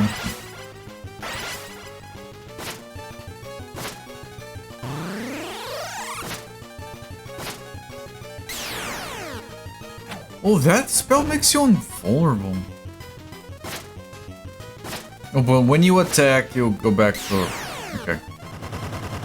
It's probably not invulnerable, it's probably invisible. This game seems interesting. It is. It's very good. It's a old 1989 JRPG with a fresh coat of paint for the TurboGrafx CD release. So it has like CD music and voice acting and anime pixel art cinematics. very unique combat system.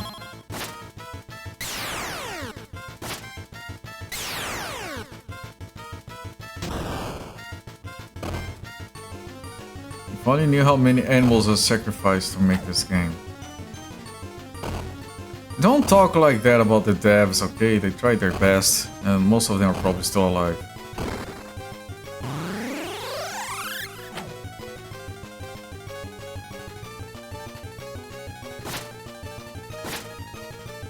Most, at least.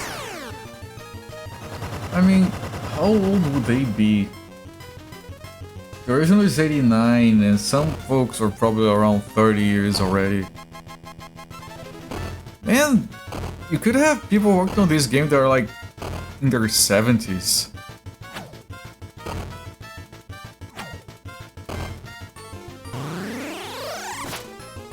Grandpa, there is a guy on the internet playing your game.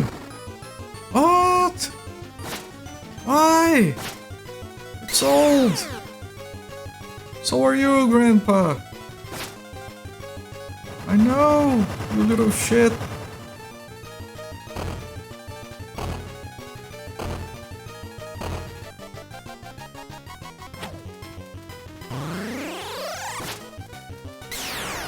Really? Wow, what's the internet? Jesus. I was accompanying someone in the hospital yesterday, and there were old people in the waiting room, and they're all like on their phones scrolling through Facebook or whatever, and it's all like photos of people in their feeds that I don't assume they actually know. And then every now and again, one of the old people forgot to mute their phones, and you hear some kind of preaching about God or whatever. The internet they use is so weird. There's a lot of religious talk in it, apparently. I don't know what I expected. Maybe pictures of other old people.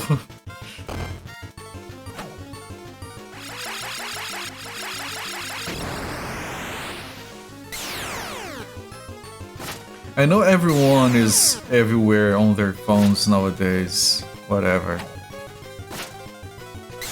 But when I imagine myself using my phone in public, just sitting waiting somewhere, browsing my phone, I usually compare myself more to the old people doing that than the young people doing that. I don't know why.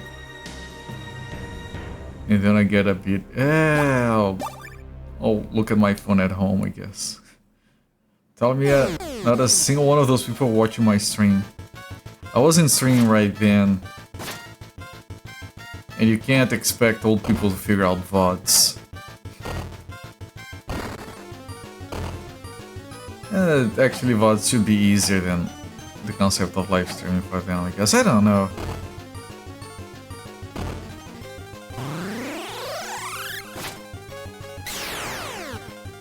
I mean, my mom uses her phone to read the news. Like, she doesn't have any social networks, thank God. She abhors the idea, and I'm so happy for that.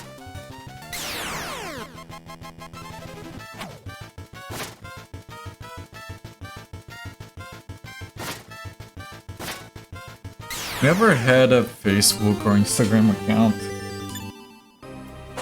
Barely know how those things work.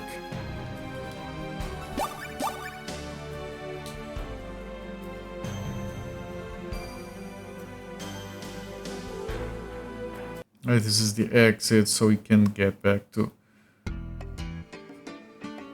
where we wanted to be at. Oh, hello everyone. Captain Cosro! Cashvar, so you're safe! Get a bit self-conscious when you're standing waiting for a coffee while browsing your phone if there are others doing it. Yeah, that's what I'm talking about, exactly. I try to have like good partial, like, because everyone is like hunched over. I tried to keep good posture at least. But I still were excited about stuff like that was the mp3.com and myspace.com days. Yeah, we were talking about those days a while ago. Last time I cared about any of that was during Orkut, which was a social network that was popular down here in Brazil. By the time Facebook was a thing, I didn't care anymore. My deepest apologies for getting caught in these ruse. No, what matters is that you're safe. By the way, about this gate's key. I believe the hidden commander hidden inside the fort has it. Oh really? You have to go back in? Got it, we'll handle this. Oh, so maybe one of those rooms. Please find the hidden commander who's in hiding. Okay. Interesting. Like I skipped those rooms because I thought I just had to get over here. That's where a boss fight was on our way in before. Or maybe you couldn't find him before talking to the guy outside.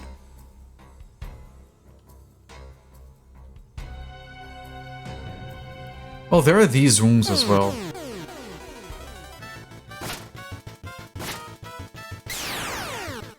He's hiding so he could be in any of those doors.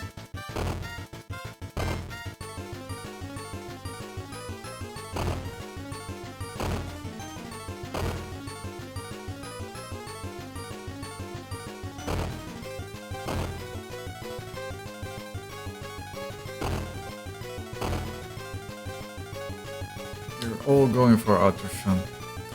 I feel like the thing about this battle system, like, okay, there are a lot of battles like in any JRPGs, so it's good that it's not more complicated than this. But the thing is, you feel like this is some kind of in-depth tactics system. There is very little you do here. Because you only control one character and it doesn't have spells. So 99% of the time you're just walking around. And every now and again you decide to use an item. So it looks very fancy and was probably... You know, it took some effort to implement it. And to have like the AI control and choose spells and all of that. But when it comes to gameplay, it's not that much more complicated than traditional, you know, turn-based battles in JRPGs. It's less complicated than those, because in those you usually have to tell what each character does, and here you only control one, and all you do is move.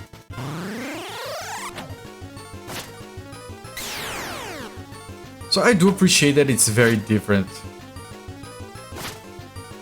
and I don't think they should have made it too much more complicated than that. It would slow down the game too much. Is this you? It is! You found me! You wonder why I'd be in a strange place like this, aren't you? So what if I was? I see. Incidentally, we will listen to what I have to say. Start talking. Very well then, for the time being, let's have a bout. Boss fight.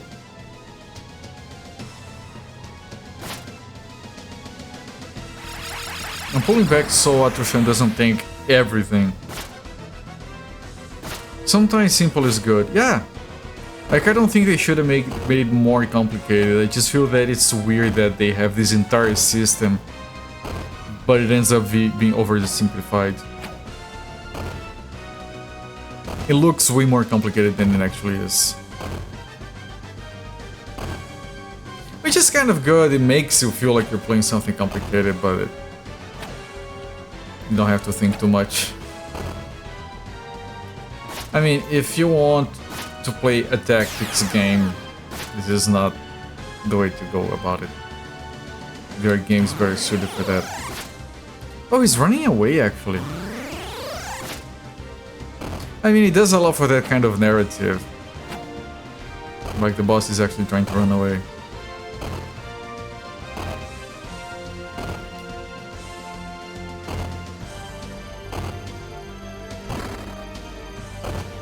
They're hammering on Khosrow. Can you... I go for someone else for a while.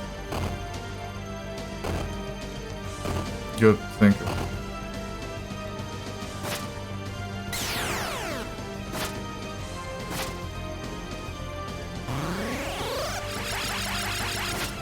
Non-healed cost roll. Okay, thank you. It's getting worried.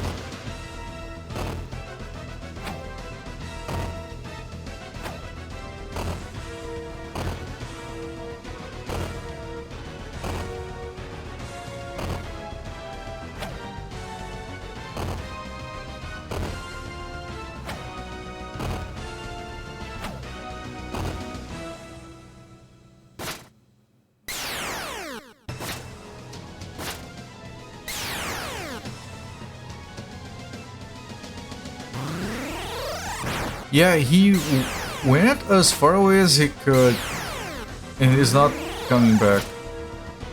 I wonder if the battle ends like scripted or something, if you kill all of his minions.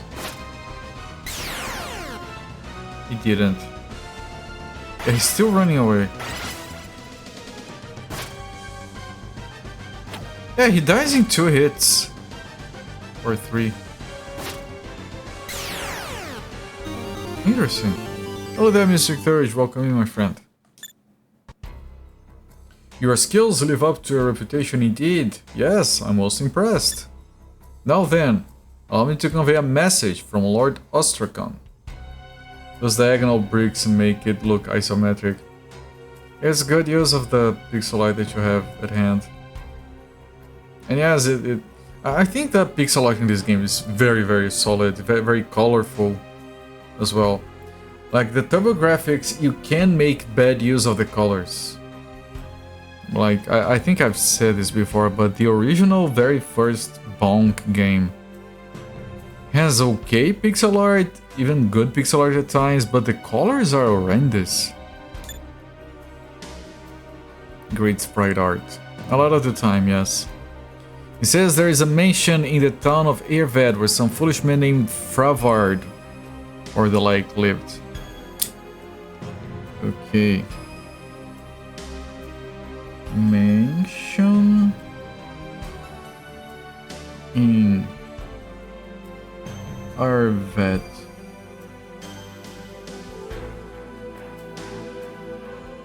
Where Fravard lived. Don't remember Fravard if we met. Wishes for you to go there.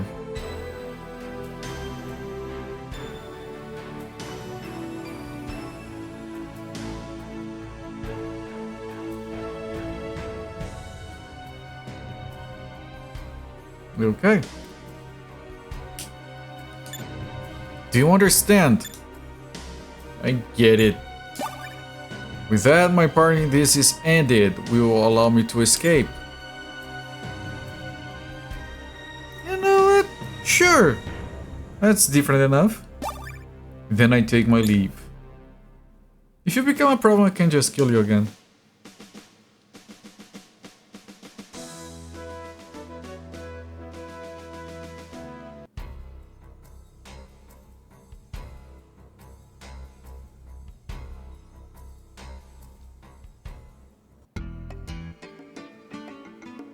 There we go. Back to voice acting. 残るはエルバードを占拠するオストラゴンの本体のみ。石膏を差し向けたところ、町の住人をはじめ敵の姿がまるで見当たらないのです。なるほど。なるほど。オストラゴンの野郎、よっぽど俺たちをおびき出したいらしい。You walk to the nearby breakfast place in the big downpour. Yeah, you mentioned the monsoons. Thankfully, you have an umbrella that covers your big barbarian size. You do have a barbarian size, as I've seen the videos. Big umbrellas for a big boy. Nice. Every now and again, Terry decides to talk. It's so weird. ここまで来たんだ。何があるにせよ、行ってみるしかない。よし、話は決まった。カルシュアル、念のためお前たちはここで待機していてくれ。仕方ありませんな。承知いたしました。そうだ、これを渡しておきます。先刻、魔軍の指揮官らしき男を見つけ、奪い取ったものです。Folks there try to sell you shirts, show them they won't even go over your shoulders. I'm a big barbarian in the joke. Yeah, I think you are a bit large for Southeast Asia standards.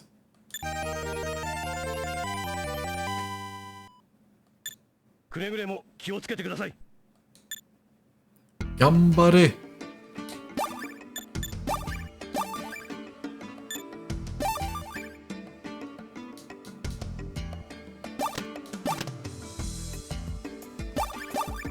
Okay, now from here I just follow the road and that will lead me back to Yerevad eventually. Right, it was north if I recall.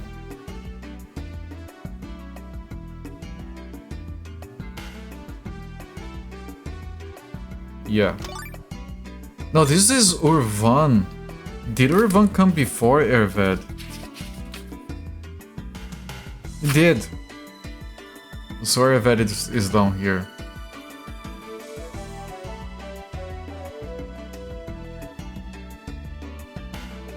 Right? Yeah. It's been a while. Yeah, there was this fort here. And then you have Yerevad. And apparently there's no one here. 誰もいないようね。確かフラワルドの屋敷に来いって話だったわよね。Fravard.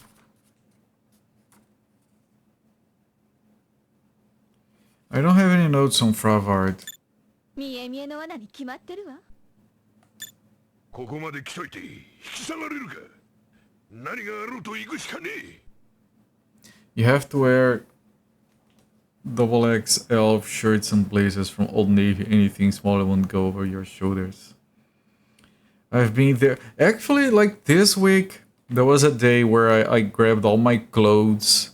And I had already done this once, but I grabbed all my clothes and I tried all of them on. And I had to give away half of them because they were too large. Like, I had a t-shirt that used to be like vacuum sealed when I equipped it.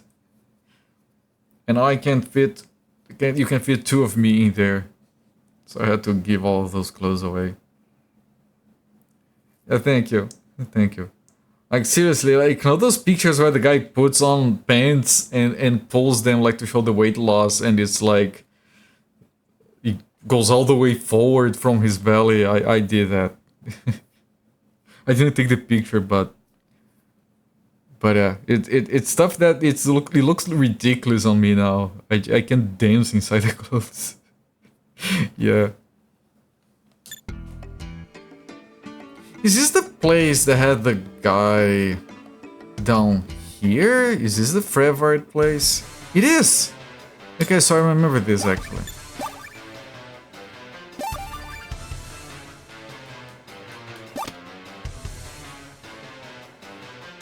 Very foolish man indeed.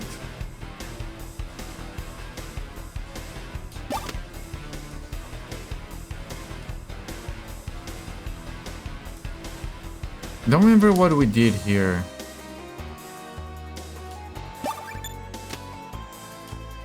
But I can't look at a map.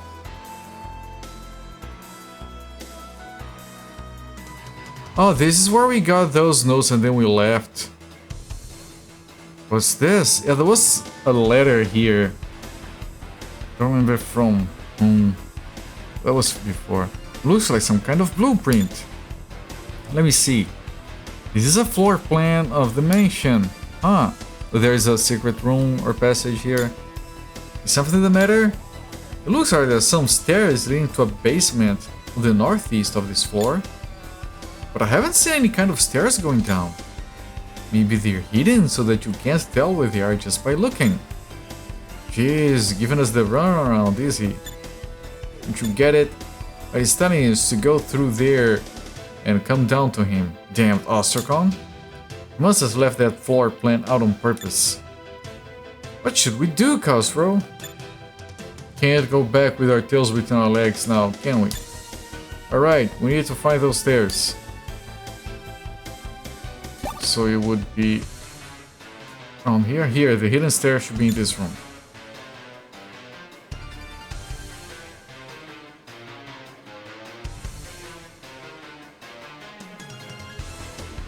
It's doing that automatically. Oh, nice! Be careful. The enemy is sure to be lying in wait for us beyond here. I'm gonna refresh my save just in case it's a boss fight right away.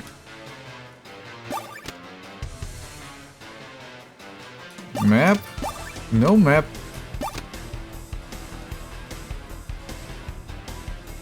Just want to make sure I don't miss any loot.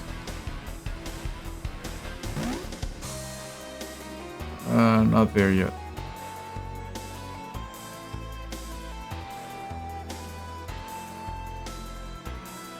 Oh, this place seems very empty.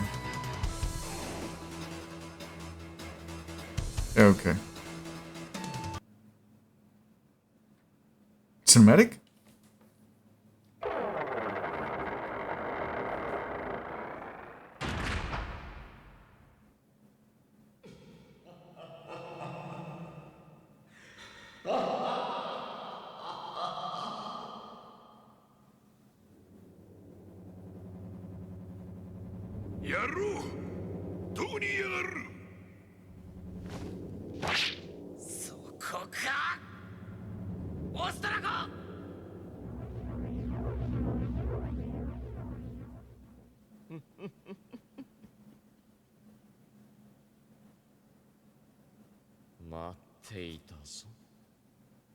トルシャン。あの野郎、悪魔に魂を売り渡したって噂は本当だったのか。 It's very good, yes. 貴様に切り落とされたこの腕が夜ごとすすり泣くのだ。貴様たちを苦しめ抜いて殺せとな。見るがいい。これが何だかわかるか。ハスラム。なんだって。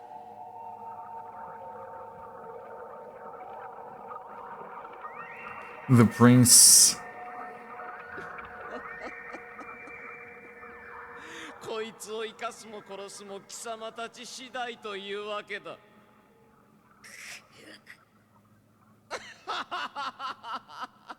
苦しいか。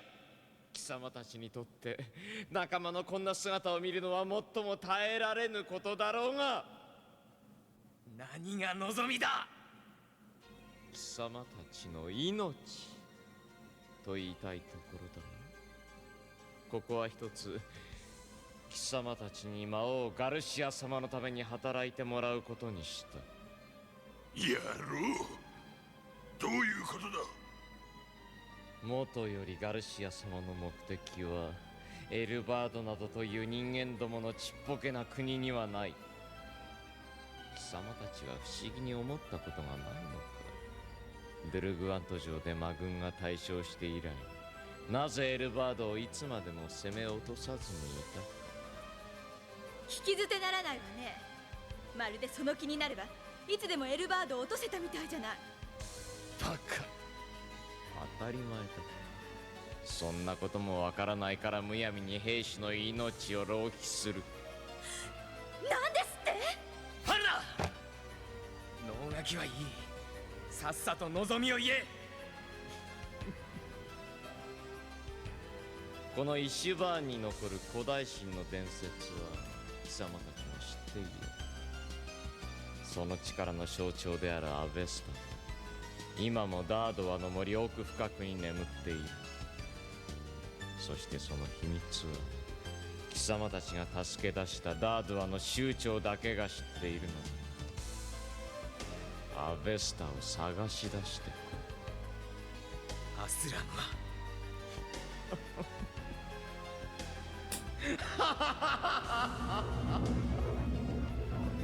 オストラコアベスタと引き換えにこの黒水晶はくれてやる。ミスラミクルの砦で待つ。長くは待たぬぞ。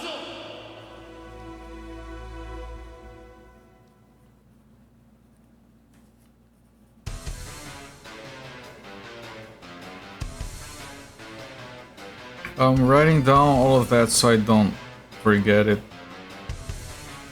So yeah, those cinematics, as I've mentioned multiple times, they're my favorite kind of cinematics, and it's something that TurboGrafx CD does very well, because TurboGrafx CD is very old. They didn't have the video codecs to do FMVs at the time, so instead they do that kind of stuff where they can just have like a truckload of art and make it look like that. It takes a lot of work, a lot more work to do that kind of animation than some other styles of FMVs, and I really appreciate it. So yeah, that's very good. Old guy's armor is very good. It's very shiny and heavy looking, yes. Hats, especially on mage/priest types, yes. Another Persian Zoroastrian reference. There you go, Mystic Theories with the lore. Hello there, Shinlock says, I got in here for the enemies. That was a very long cutscene. Music is very Doom-like. And music in this game is also phenomenal. They have both kinds of music here. They have CD music and they have like the regular TurboGrafx music. And you can notice that they do like smooth fading between those when you enter and leave places a lot of the time. And the music stops when they're talking because they are using the audio. They're using audio tracks for the voice acting. And then they just load the sprites for the cinematic and they synchronize everything. It's all very fancy. So we're gonna be working for him, really? So Inferno 1's target was at Ishborn itself. But now all the moves they've made so far make sense. Dots. We'll absolutely say Haslam. Pull yourself together, Fauna. Yes, that's right. I've got to get it together. Fauna. What's the plan, Atrushan? Well, we'll have to go back to Dadva and talk to the chief, right? We have to go to the fortress of Dadva, then I guess our only choice is to ask Yaman for help. Should go to Nanai village. Now this would be a good time for the... like the transport service to work. I'm holding the button to run faster. This is the time for that. I don't usually run.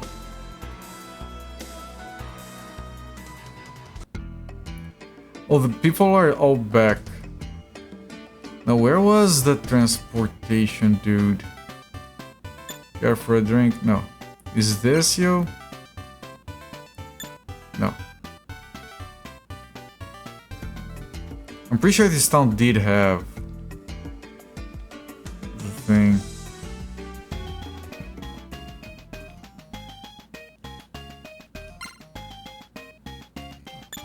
Alright, this guy gives us mile if we buy something, I think. Where's the guy? At the inn, maybe? Yeah, this guy. Stagecoach. Urvan? No. Kardir? No. Ijvovi.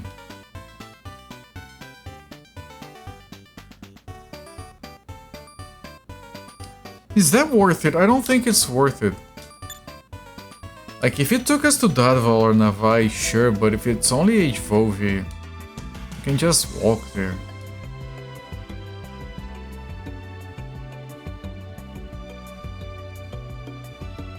Especially since we can't take this shortcut.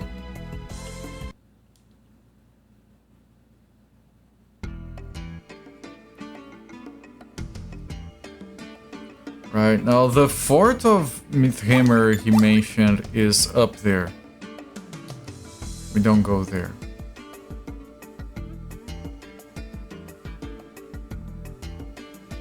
Right, isn't this already Ijvovi?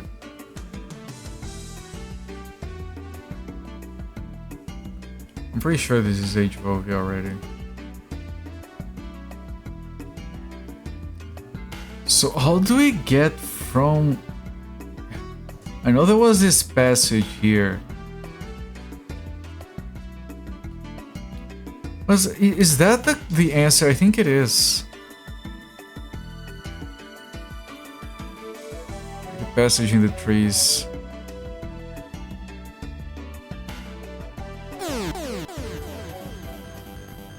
At least I think that's what we do.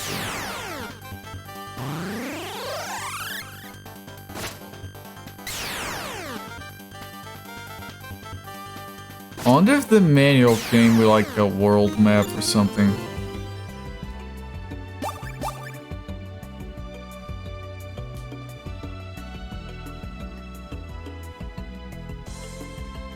Right, you can always skip the forts after you're done with them. They have these shortcuts.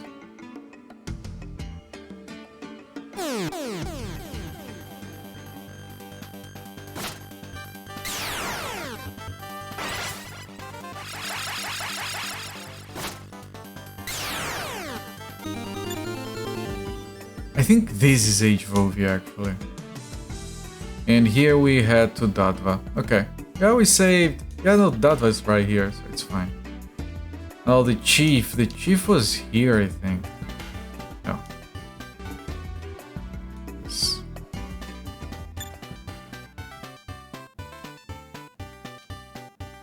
You live now, not forgive Dadva, will not keep decrease. Oh, but we were told to go to Nanai instead, okay.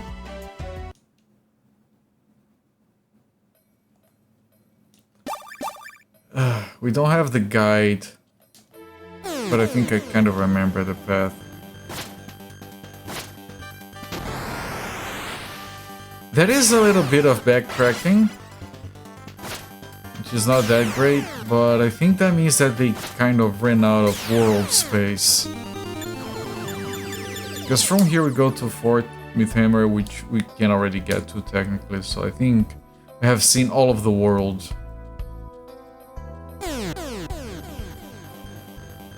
I mean, for a game from 1989, it's reasonable sized world.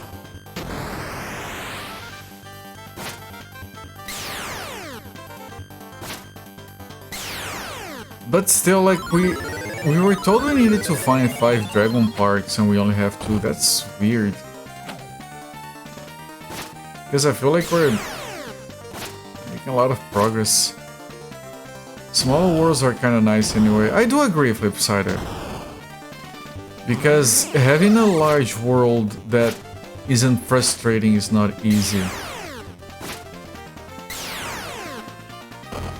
Usually when a game has a large world, I prefer it when it's like you never go back. No backtracking at all. If you are going to have backtracking, then smaller worlds are better, which is the case of this game.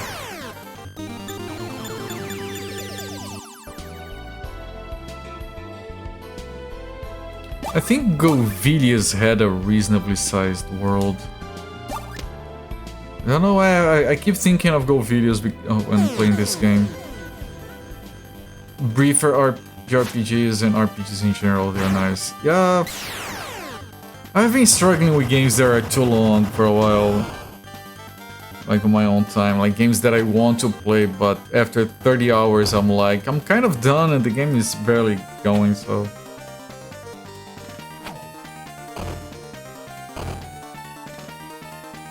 I had that problem, I bring that game up a lot, Octopath Traveler. I was having a lot of fun with it, but 4 hours in and it felt like I hadn't even scratched the surface.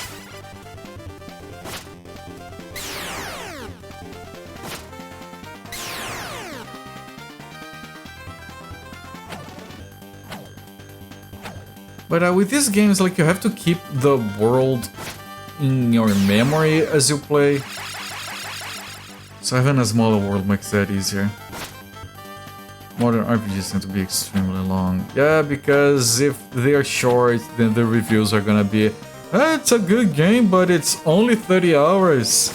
You're wasting your money.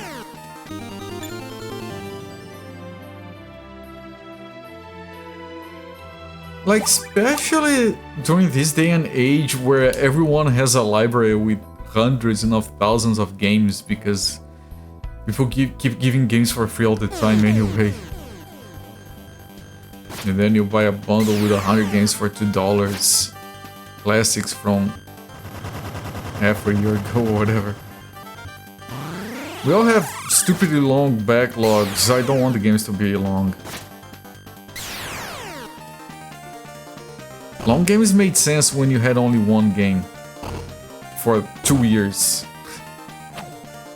which used to be the case. Then yes, you don't want a Might and Magic that will take an entire year to figure out.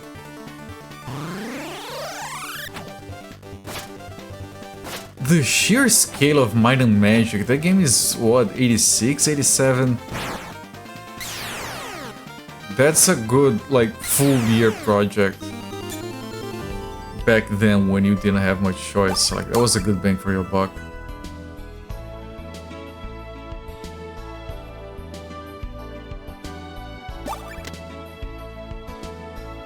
Amber Star was like that as well.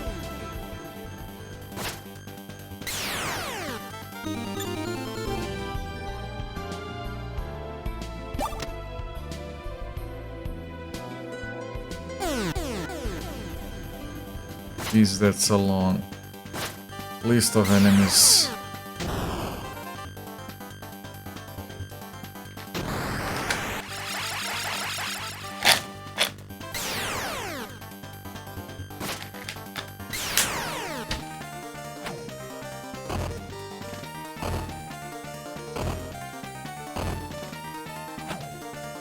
Life Stealer.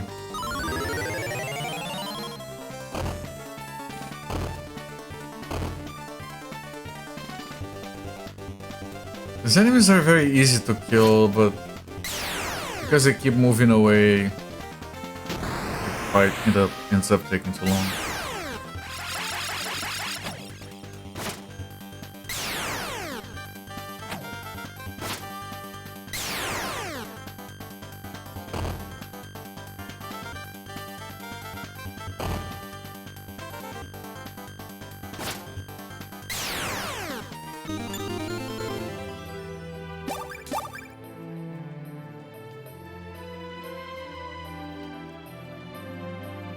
Ah, shit. Yeah, first time you do this, you have a guide. Obviously, I don't remember what the guide said.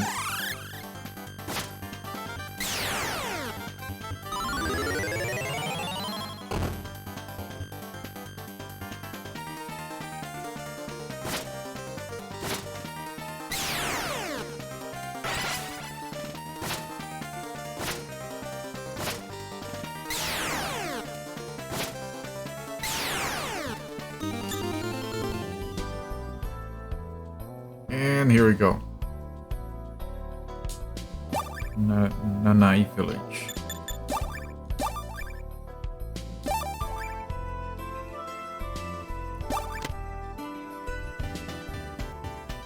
I'm gonna sleep in case something happens. I have been told that you should sleep on every inn at least once, but I don't think anyone has happened from that. Oh, this guy is back here. 君の力が必要なんだ。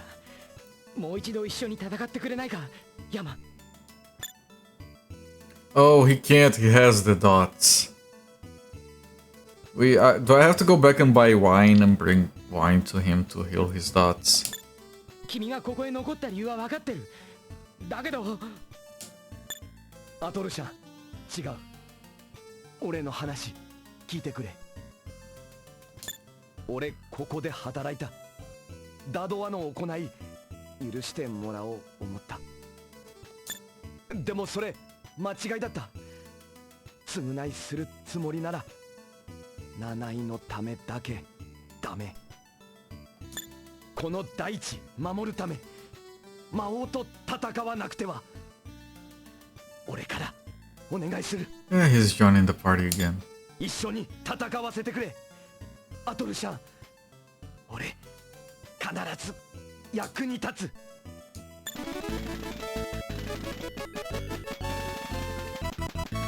There we go, he's back. 酋長しか知らない秘密ダドワにある。 I know. 森の奥行くつもりなら親父殿に頼むしかない。俺親父殿 So now we go back to that. Okay.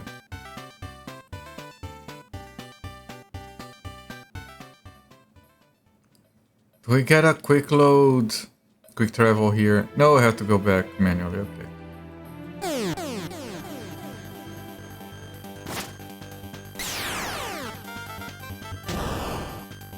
And this guy has a bow, so he doesn't have to move to attack. Well, he has to get in range still.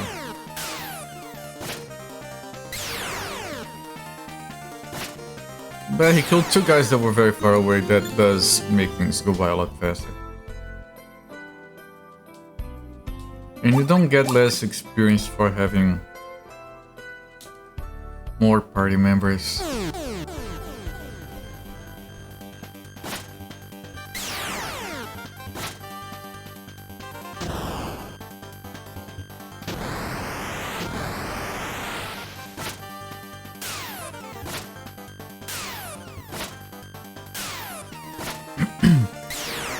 He's not doing a lot of damage. I might need to buy a better bow for him, but... Oh, next time we find a shop, I still have to buy the weapons for the other guys. I didn't have enough money. Of course, I could farm, but... I feel like this is a game that actually needs farming.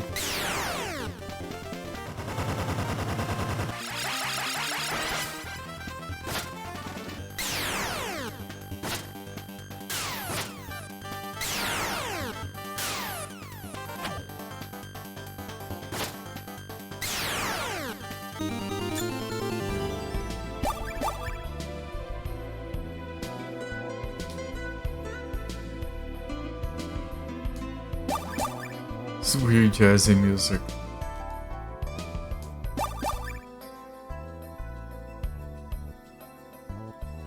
I think I have to go over and around.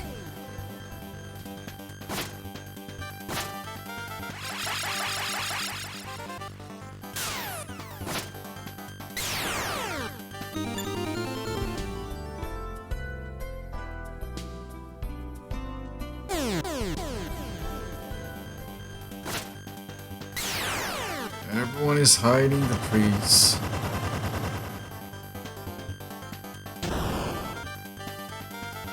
Is this the first time we've had a full party? Might have been, actually.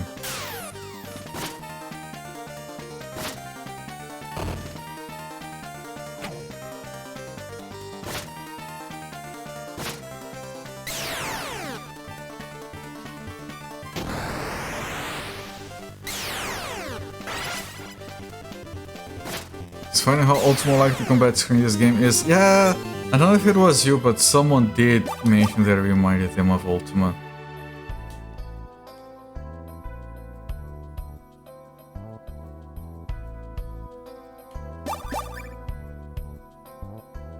Who knows, might have been an inspiration.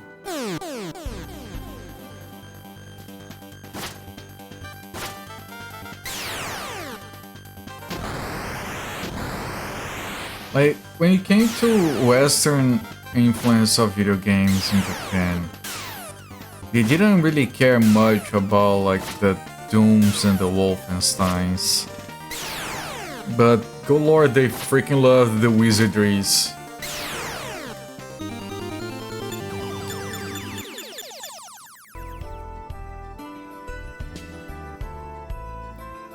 And Japan was all over wizardry. And we benefited from that because we got some very good dungeon crawlers out of there. It's how the Japanese gaming computers were the missing link between Western CRPGs and console JRPGs. Yes!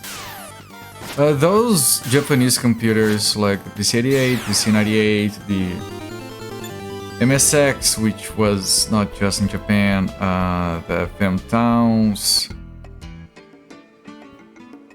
the Sharp X68000, like they were very relevant, and because it was kind of like weak hardware, static weak hardware, especially with the PC88 and PC98, they didn't focus on technical advancement so much as the Western computer PC devs did, like with Doom and 3D stuff. They were all about the art and the storytelling, which is why they had so many visual novels and RPGs. RPGs in a lot of ways for them were like a more gameplay-oriented way of having the art and the storylines. Very different market.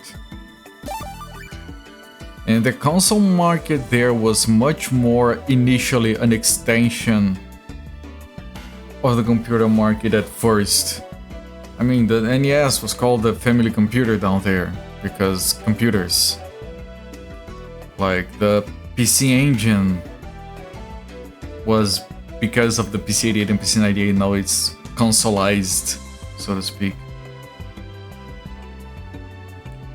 Now our Famicom games similar combat screen to this, not quite those mechanics though, usually is style. Yeah. And they varied a lot with that stuff. There are a lot of PC88 and PC98 games where you run with a party around it, have those weird, gigantic, dynamic tactics style combats. I don't know if you guys know which ones I'm talking about. The ones where you run with like 6 people and you just keep running around into enemies and it's a fucking mess. It's glorious to look at. I don't think any of those games has ever been released outside of Japan. It's a very specific style for them.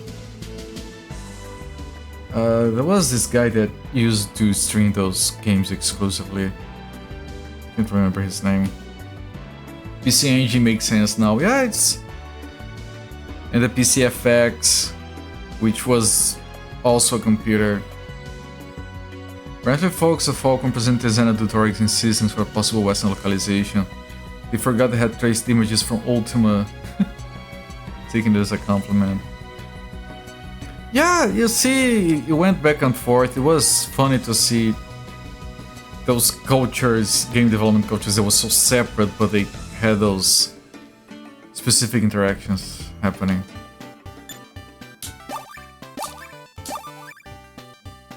But because this is a port, it is a console RPG, but it feels very computer RPG.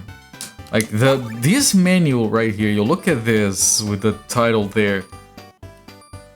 This feels very PC88, where they couldn't take like a lot of screen space anyway, so they had space they had to fill up with shit. So yeah, I don't know how the PC88 version looks. But I wouldn't be surprised if this thing on the left is permanently showing on screen. Ultima means final. It means Final Fantasy was scarce attempt to imitate Ultima. Yeah, in my language, Ultima does mean the last one. Yes, Ultimo for... Because it's the gendered language, Ultima is for female gender, Ultimo for male. You love the logo of the game in the menu. Yeah, it's such a style.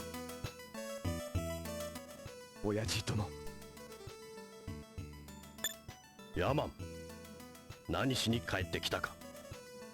お前、追放になった身。お前。今さら村に戻ってくること許さない。お前はもう死んでいる。何? Menu was probably always visible on PC88. Yeah.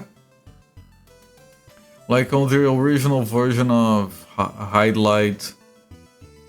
It's one of the first games I think of when I'm thinking of something that was kind of like Ultima-like, but then it had like a constant permanent menu on the side.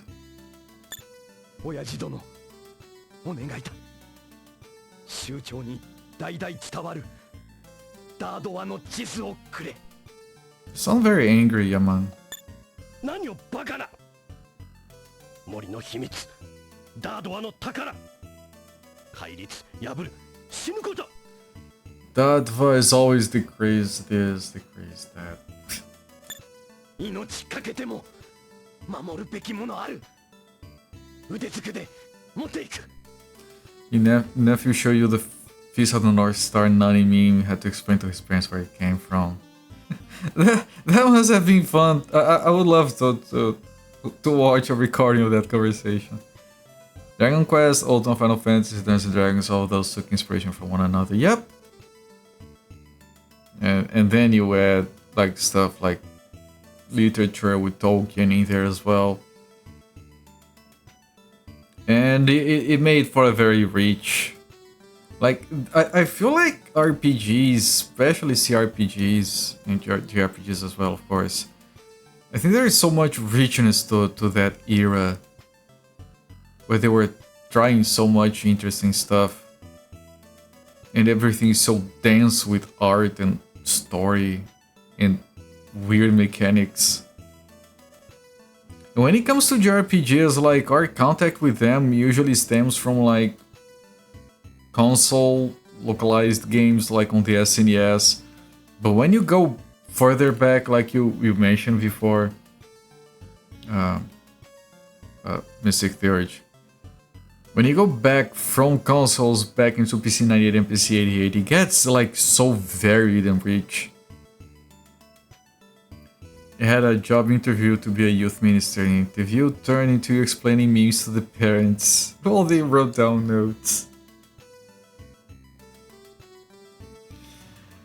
Yes. Again, that would be fun to watch. ヤーマン勝手にしろ書棚探して持っていけ親父殿もう行くがいいお前の顔など見たくもない Conan was very relevant, like, because people forget sometimes how fucking old Conan is, how long it has been around. It's easy to look back at it now and think it wasn't that relevant, but it had roots a long time ago, so it did influence a lot of people that carried a lot of that forward. 親父殿ありがとう Alright, search, bookshelf, and take. This is the bookshelf. No, this isn't a bookshelf. Is this... Yeah. Yaman begins searching the bookshelf.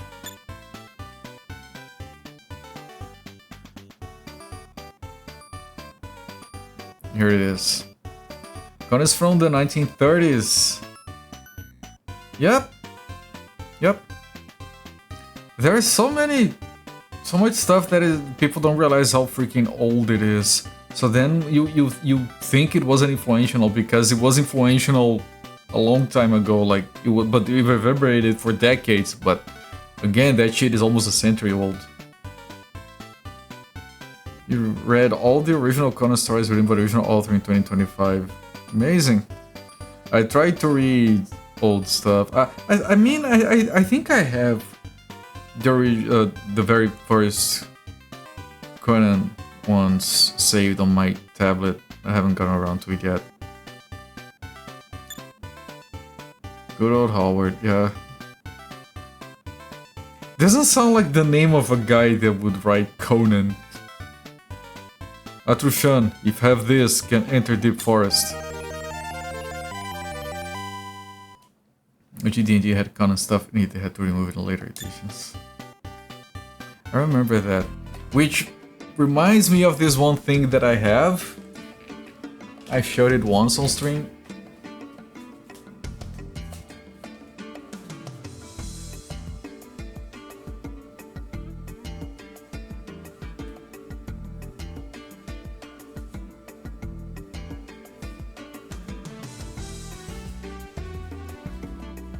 I have, it's a Brazilian edition, but it's still original and everything. I have a GURPS Conan.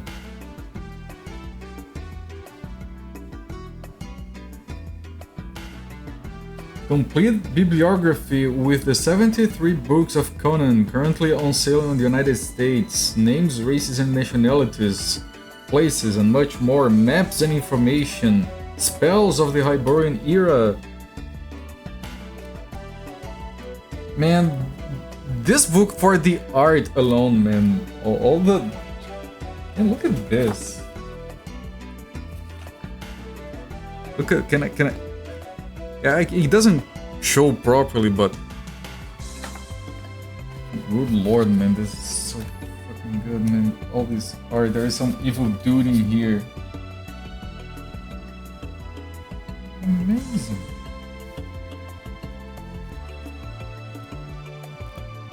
So much art. There's heads on pikes in here. And then it came with a freaking gigantic poster. Look at this thing.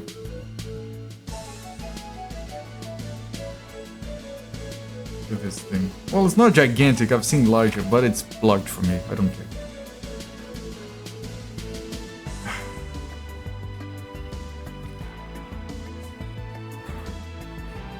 I can barely see it, I bet it looks fantastic. Yeah.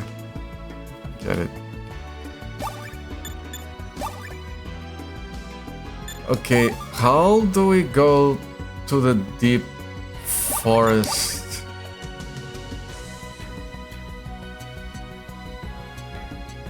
Is it on the way to Nanai village?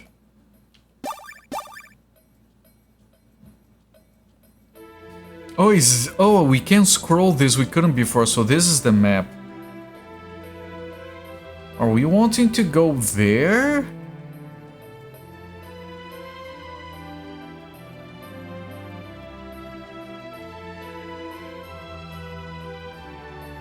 Wait, but we are here. How would you go there?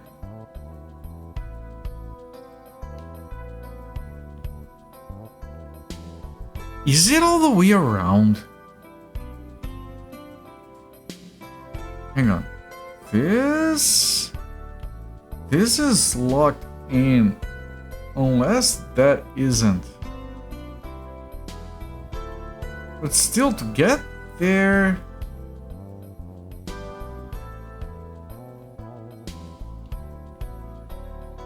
Wait, is this all locked in? I think it is. It is. So we have to go back all the way to Nanai village and then take that exit that I'm pretty sure wasn't there before. Okay, this is way too much backtracking, game.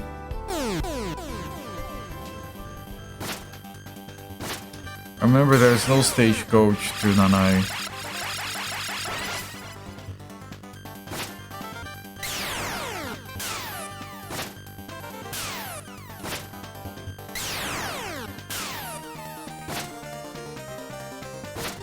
You have never played GURPS. You met one person who says they play GURPS. Is it me? I had more GURPS books, but I lost. There is one that is unaccounted for. I have no idea where it is. I had, of course, the basic module. I had GURPS Fantasy. I think I have it still. Conan. Supers and Time Travel. I freaking loved just... I would spend weeks reading those books. Like, the rules were so fun to get through.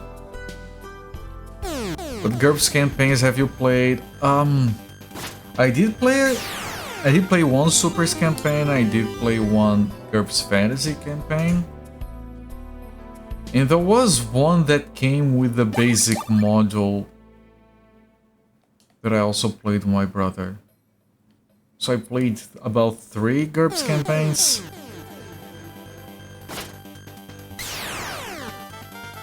Which is more than I played Dungeons and Dragons and Vampire the Masquerade, actually.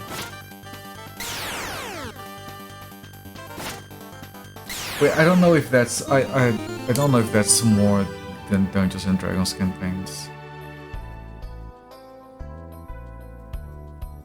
I didn't play as much tabletop RPGs as I wanted to. Could never find groups for it. Yeah, we every time we talk about tabletop RPGs, we end up bringing up Fallout. Supposedly being meant to be a GURPS thing. And it wasn't because the GURPS guy didn't want it.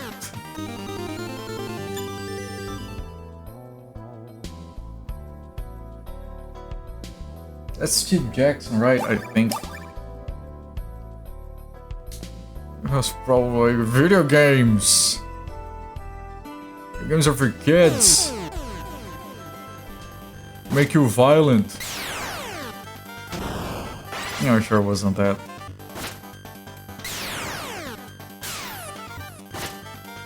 Hard to get a bunch of adults together to play TTRPG. It is difficult. Yeah. There was a time where I was the annoying kid at school that would try to evangelize others about RPGs. Guys, it's fun. It's so fun. Look at this book. How do you tell other kids to look at a book and explain that it's actually fun?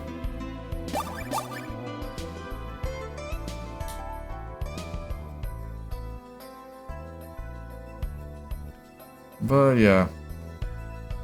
I know you can kind of play that stuff online. And now that I think about it, I think I might have played a short GURPS campaign online back then. There were these systems that ran over IRC for managing character sheets and rolling dice. I remember playing with that.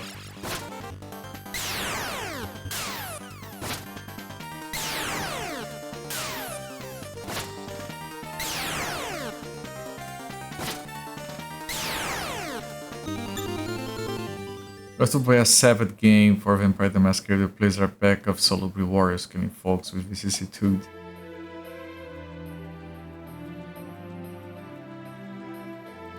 Okay, I think this is where we go. Here, we can go deep forest from here, yes.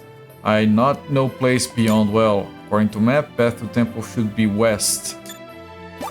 So yeah, we want to go to the temple. If I go down there...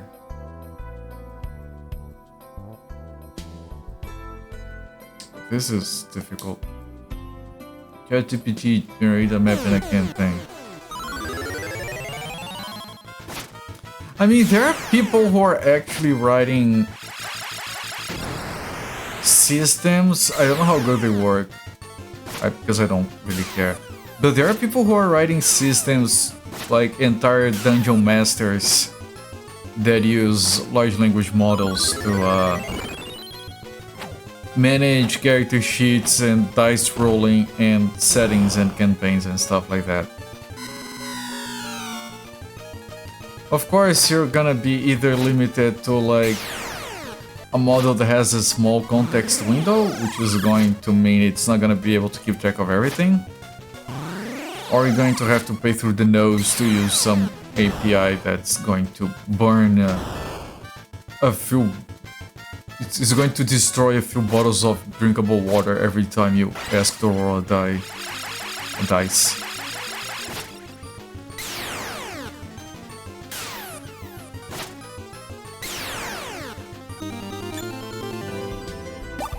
I saw this event for like coffee making, which is one of my hobbies. And the poster was like clearly generated by AI, it was painfully obviously generated by AI, so I lost all interest. I don't care if the event is gonna be good or not.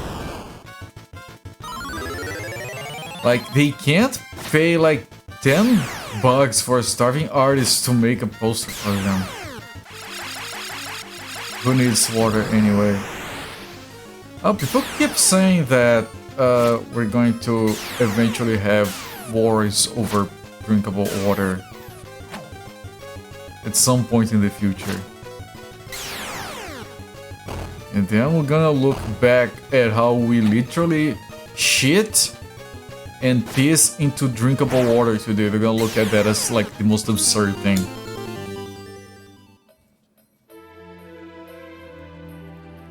There are even artists who work for free. I don't like even considering that idea because exposition doesn't pay the bills. I don't know. I've worked with enough artists to know that it's a trap to think of it like that. But yes, they are. Bless their souls.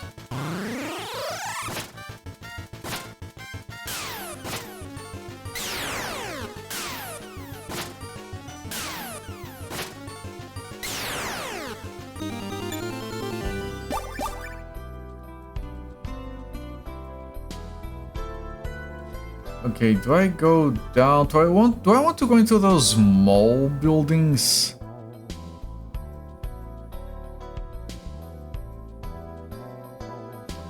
I'm going to this one. See what that is. Might be nothing. Then I don't have to go for the other ones.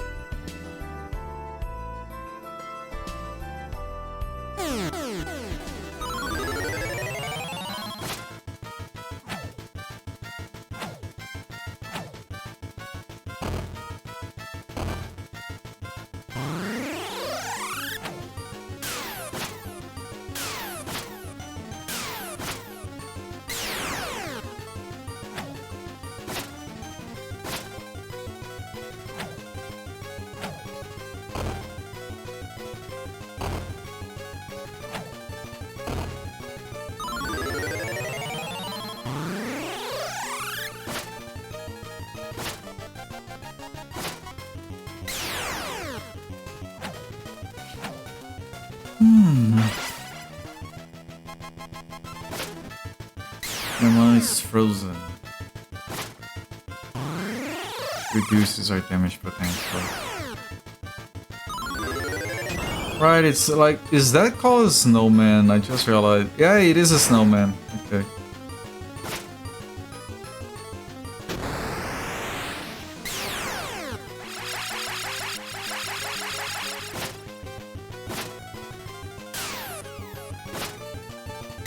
In a pumpkin head.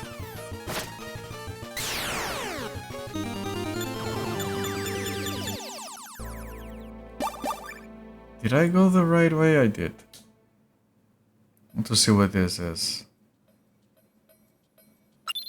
Ah, it's just a healing fountain, okay. So ultimately I do want to go straight to the temple.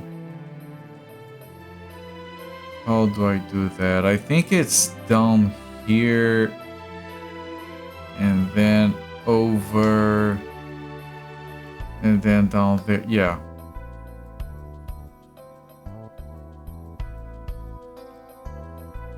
Jesus, this is horrific. Because if I go left there, it ends on nothing. Okay.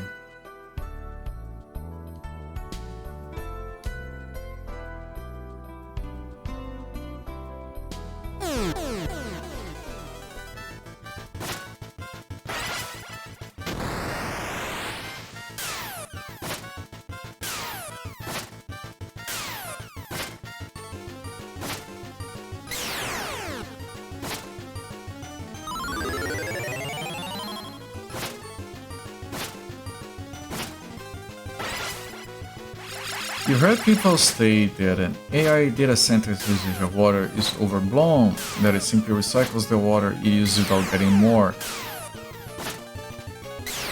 I haven't researched that, I haven't looked into that. But there were other issues, and I don't know the technicalities of it, but the truth is that they do pull in fresh water. Even if they recycle it, it's not all of it. Or there is still waste eventually, I don't know. Like, they don't drain all the water all the time, but they still do drain water. It's my understanding, I could be wrong. I mean, even like, if it wasn't for the water, it uses too much energy. They're messing up power grids everywhere. and they're dumping a truckload of hardware into that shit is making other stuff more expensive. And it's a goddamn bubble. Like, people who are too pro AI, they often have like money invested in,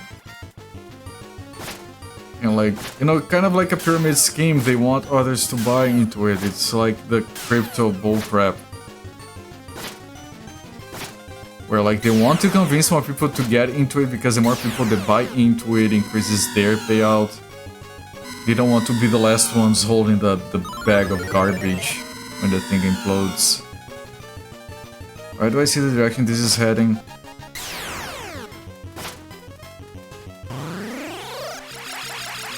I think you're going to end up with 2 or 3 major providers. Everyone else is gonna crash and burn. And either they find a way to make it operate a lot cheaper, or it's going to... or it's not going to be a thing, because the current model is unsustainable. Because people might want to use AI, but people don't want to pay for it. And I don't think that's going to change. So at some point, right now AI is good to use. At some point enshittification will commence. The only reason it hasn't yet is because there is too many people competing. Eventually the house is gonna come crashing down. A lot of companies are going to be like, I don't want anything to do with this anymore, I'm gonna cut my losses. And then you're gonna have 2 or 3 providers, and then the enshittification begins. And I can't see people wanting to use it unless you've made it like... and that's what they're trying to do, they make people somehow dependent on it. That's why they're trying to push it, they want to make it so people absolutely need it. They can't think for themselves anymore and they need that shit. But the other day I saw this meme about like vibe coders 5 years from now, every time they want to like rename a file, they don't know how to do it, so they have to ask for an AI to do it for them, and they have to watch 3 minutes of unskippable ads before the AI will rename the files for them or some shit. I don't know, man, it could happen. I've seen people using AI to do shit in programming that a simple search and replace can do.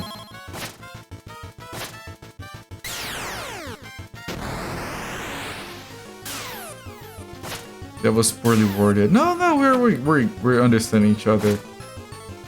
Do I see pro-environmental policies put in place against AI data centers and such? The problem is...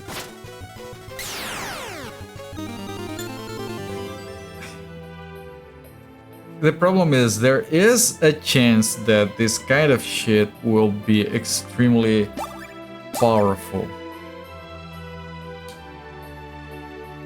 And then the people who don't have scruples will be ahead. So if you're a country that decides to do that, you are running the risk of doing that at the cost of falling behind.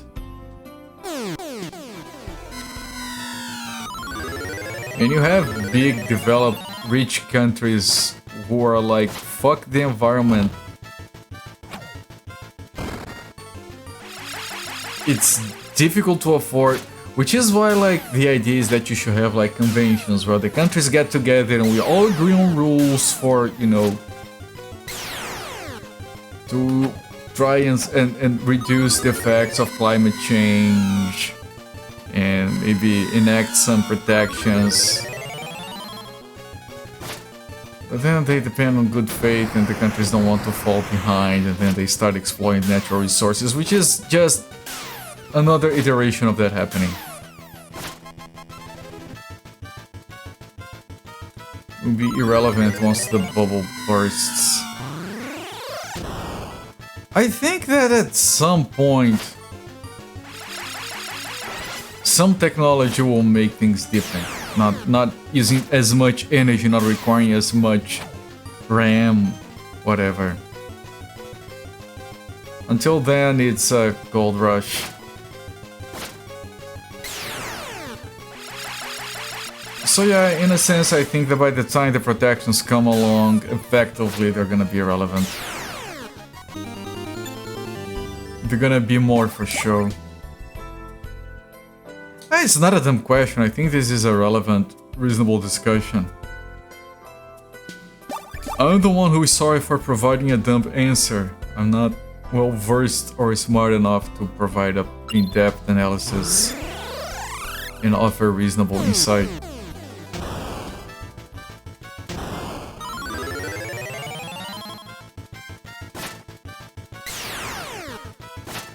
Yeah, so like the thing is, it is useful. The large language models are useful, but not in the way they want to sell it. Because again, any programmer who is being truthful about it will tell you that we have been using autocomplete, then IntelliSense forever. This is just an evolution of that. And like, it makes my job faster. Like, I'm not a vibe coder, I'm not telling AI to like write this for me. No, but again, like, no, I'm going for these approaches. This is a good approach. Do you have any other suggestions I should look at? That's using the AI as a sounding board as a programmer is very useful to me. Like, look at this, I don't like the solution I came up with. Can you see a better option? And maybe they can't, you don't have to live with their decision. And maybe, you know, but maybe you missed something obvious. Not to mention, like, Copilot can get... Like, the autocomplete on Copilot can get crazy sometimes. Like, you know... You want to do this, alright, maybe try this code, and I'll look at it. Yeah, I guess this makes sense. So I don't have to type it. Especially good when you're programming in a language you're not used to. And then you, instead of having to Google the syntax, you can have the syntax autocomplete for you, and then you learn. It's a good learning tool for that kind of stuff, if you know how to use it. You can speed up your learning. But that's like the most positive shit I can say about AI. As far as like professional programming goes. Never used IntelliSense. I never used the autocomplete or anything. Game Dev Jeff. IntelliSense like as a generic term for autocomplete and just like control space, show me all the methods in this object. What is vibe coding exactly? Vibe coding usually refers to, there are, of course, there can be nuance and the whole thing is up in the air as far as definitions go, but in general, vibe coding is the idea that you're like, I want a program that does this, and then the AI generates the code for you, and then you run it. Oh, it works, but the buttons are too large. And the AI goes in and reduces the size of the buttons. Oh, it's fine, but I found a bug, fix it for me. Oh, it's good, but now I want this functionality. And even vibe coding has its uses. Like for quick prototyping, for small one-shot internal tools. Like for freaking shell scripts. I want a script that does A, B, C, and D, and I could spend 5 hours to develop it. I could describe it to an AI, have it done in 5 minutes, and then just touch it up. Freaking Linus Torvalds recently wrote vibe-coded a tool. It's not something that goes in the Linux kernel, it's just like some one-shot quick thing. That he could spend 3 days developing, or he could have some slop spaghetti thrown together. It does the job. For code that you know that you're not gonna be using a year from now, fine. On a production-ready system that you're gonna have to maintain, then it's lunacy to go for vibe coding. See if we make that excuse and create hours of downtime. Yeah. Again, not for the downtime stuff. Like I I vibe coded a visualizer for because I'm writing this complicated tool that generates a bunch of data that we need to evaluate if it's good for what we need. For that, I need a visualizer. Instead of spending a day or two developing a visualizer, I vibe coded it. It's an internal tool. 6 months from now, it's going to be deleted because no one's gonna use it anymore. If I need to make changes to it, which I want, it's easier for me to just vibe code a new one from scratch. I don't care about it. Vibe coding is good for things you don't care about.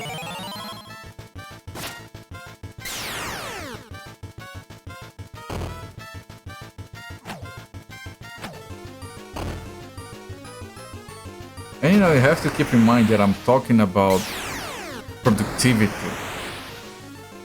If it is a hobby thing that I'm doing to learn and for fun, of course I wouldn't do any of that. If it is serious stuff for work, it can be used sparingly. Locate the mistake on this method. Write a small method that does this, and I'm gonna use that as a basis to write my own stuff. I have colleagues that are using AI to generate unit testing, because most unit testing all looks the same, and it's usually a triplet of boilerplate anyway. Or generate a README file or document the undocumented methods. As long as you're revising it afterwards.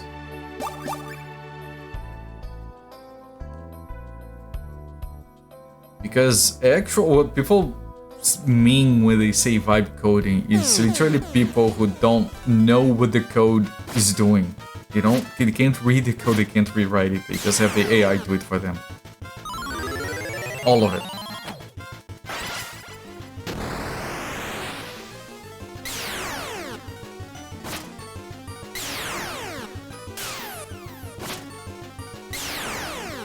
The main concern is always, can you fix any problems you cause, and will take responsibility if you're going to blame AI expect to understand it somehow. No, it's your code, you're using a tool to generate your code. That's your choice, and you're responsible for the code you generated. Obviously.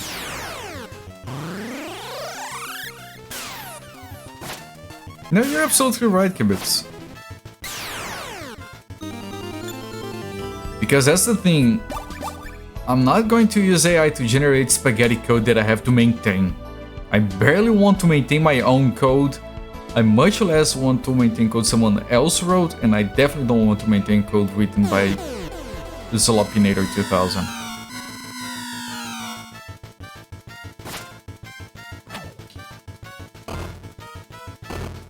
Which is why I use it most of the time when I use AI for programming.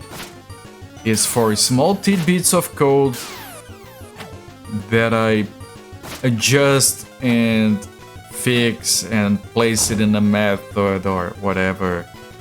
But once I start doing that, it's my code and I am responsible for it. Programmers and vibe codes aren't one and the same. Yeah, no. Usually when you say vibe coder, you're talking about someone who can't even read the code.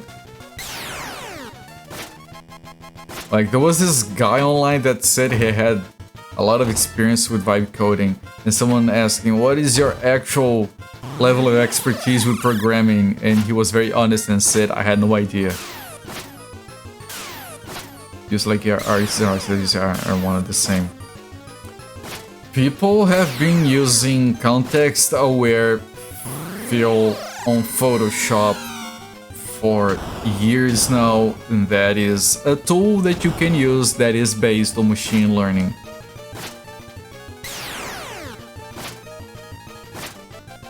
With that said, prompt engineer is not a real job. It's not an engineer. Just keep typing until you get what you want. And look, I'm not even going into the egregious uses of egregious, unprofessional, dangerous uses of AI that I've been seeing lately that I can't talk about for contractual reasons, I suppose. But believe me, you guys, there is a lot of wrong stuff going on. It does make me worried. Because look, I use it for programming and I see the bullshit that the AI generates for programming.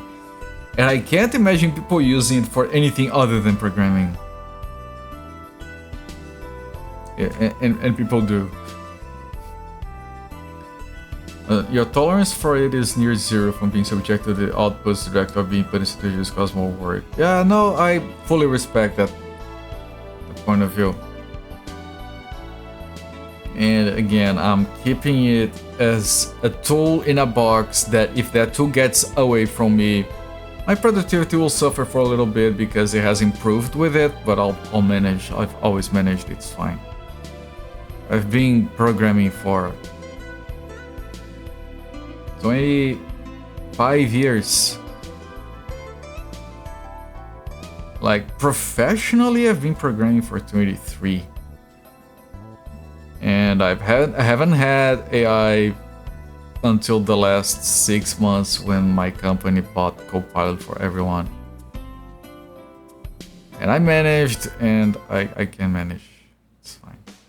The Dadva Temple. This is it. I'm gonna put a save there. I'm gonna stop the timer here. 12 hours, 30 minutes. And we'll come back to this, a good breaking point. Gonna come back to this game tomorrow.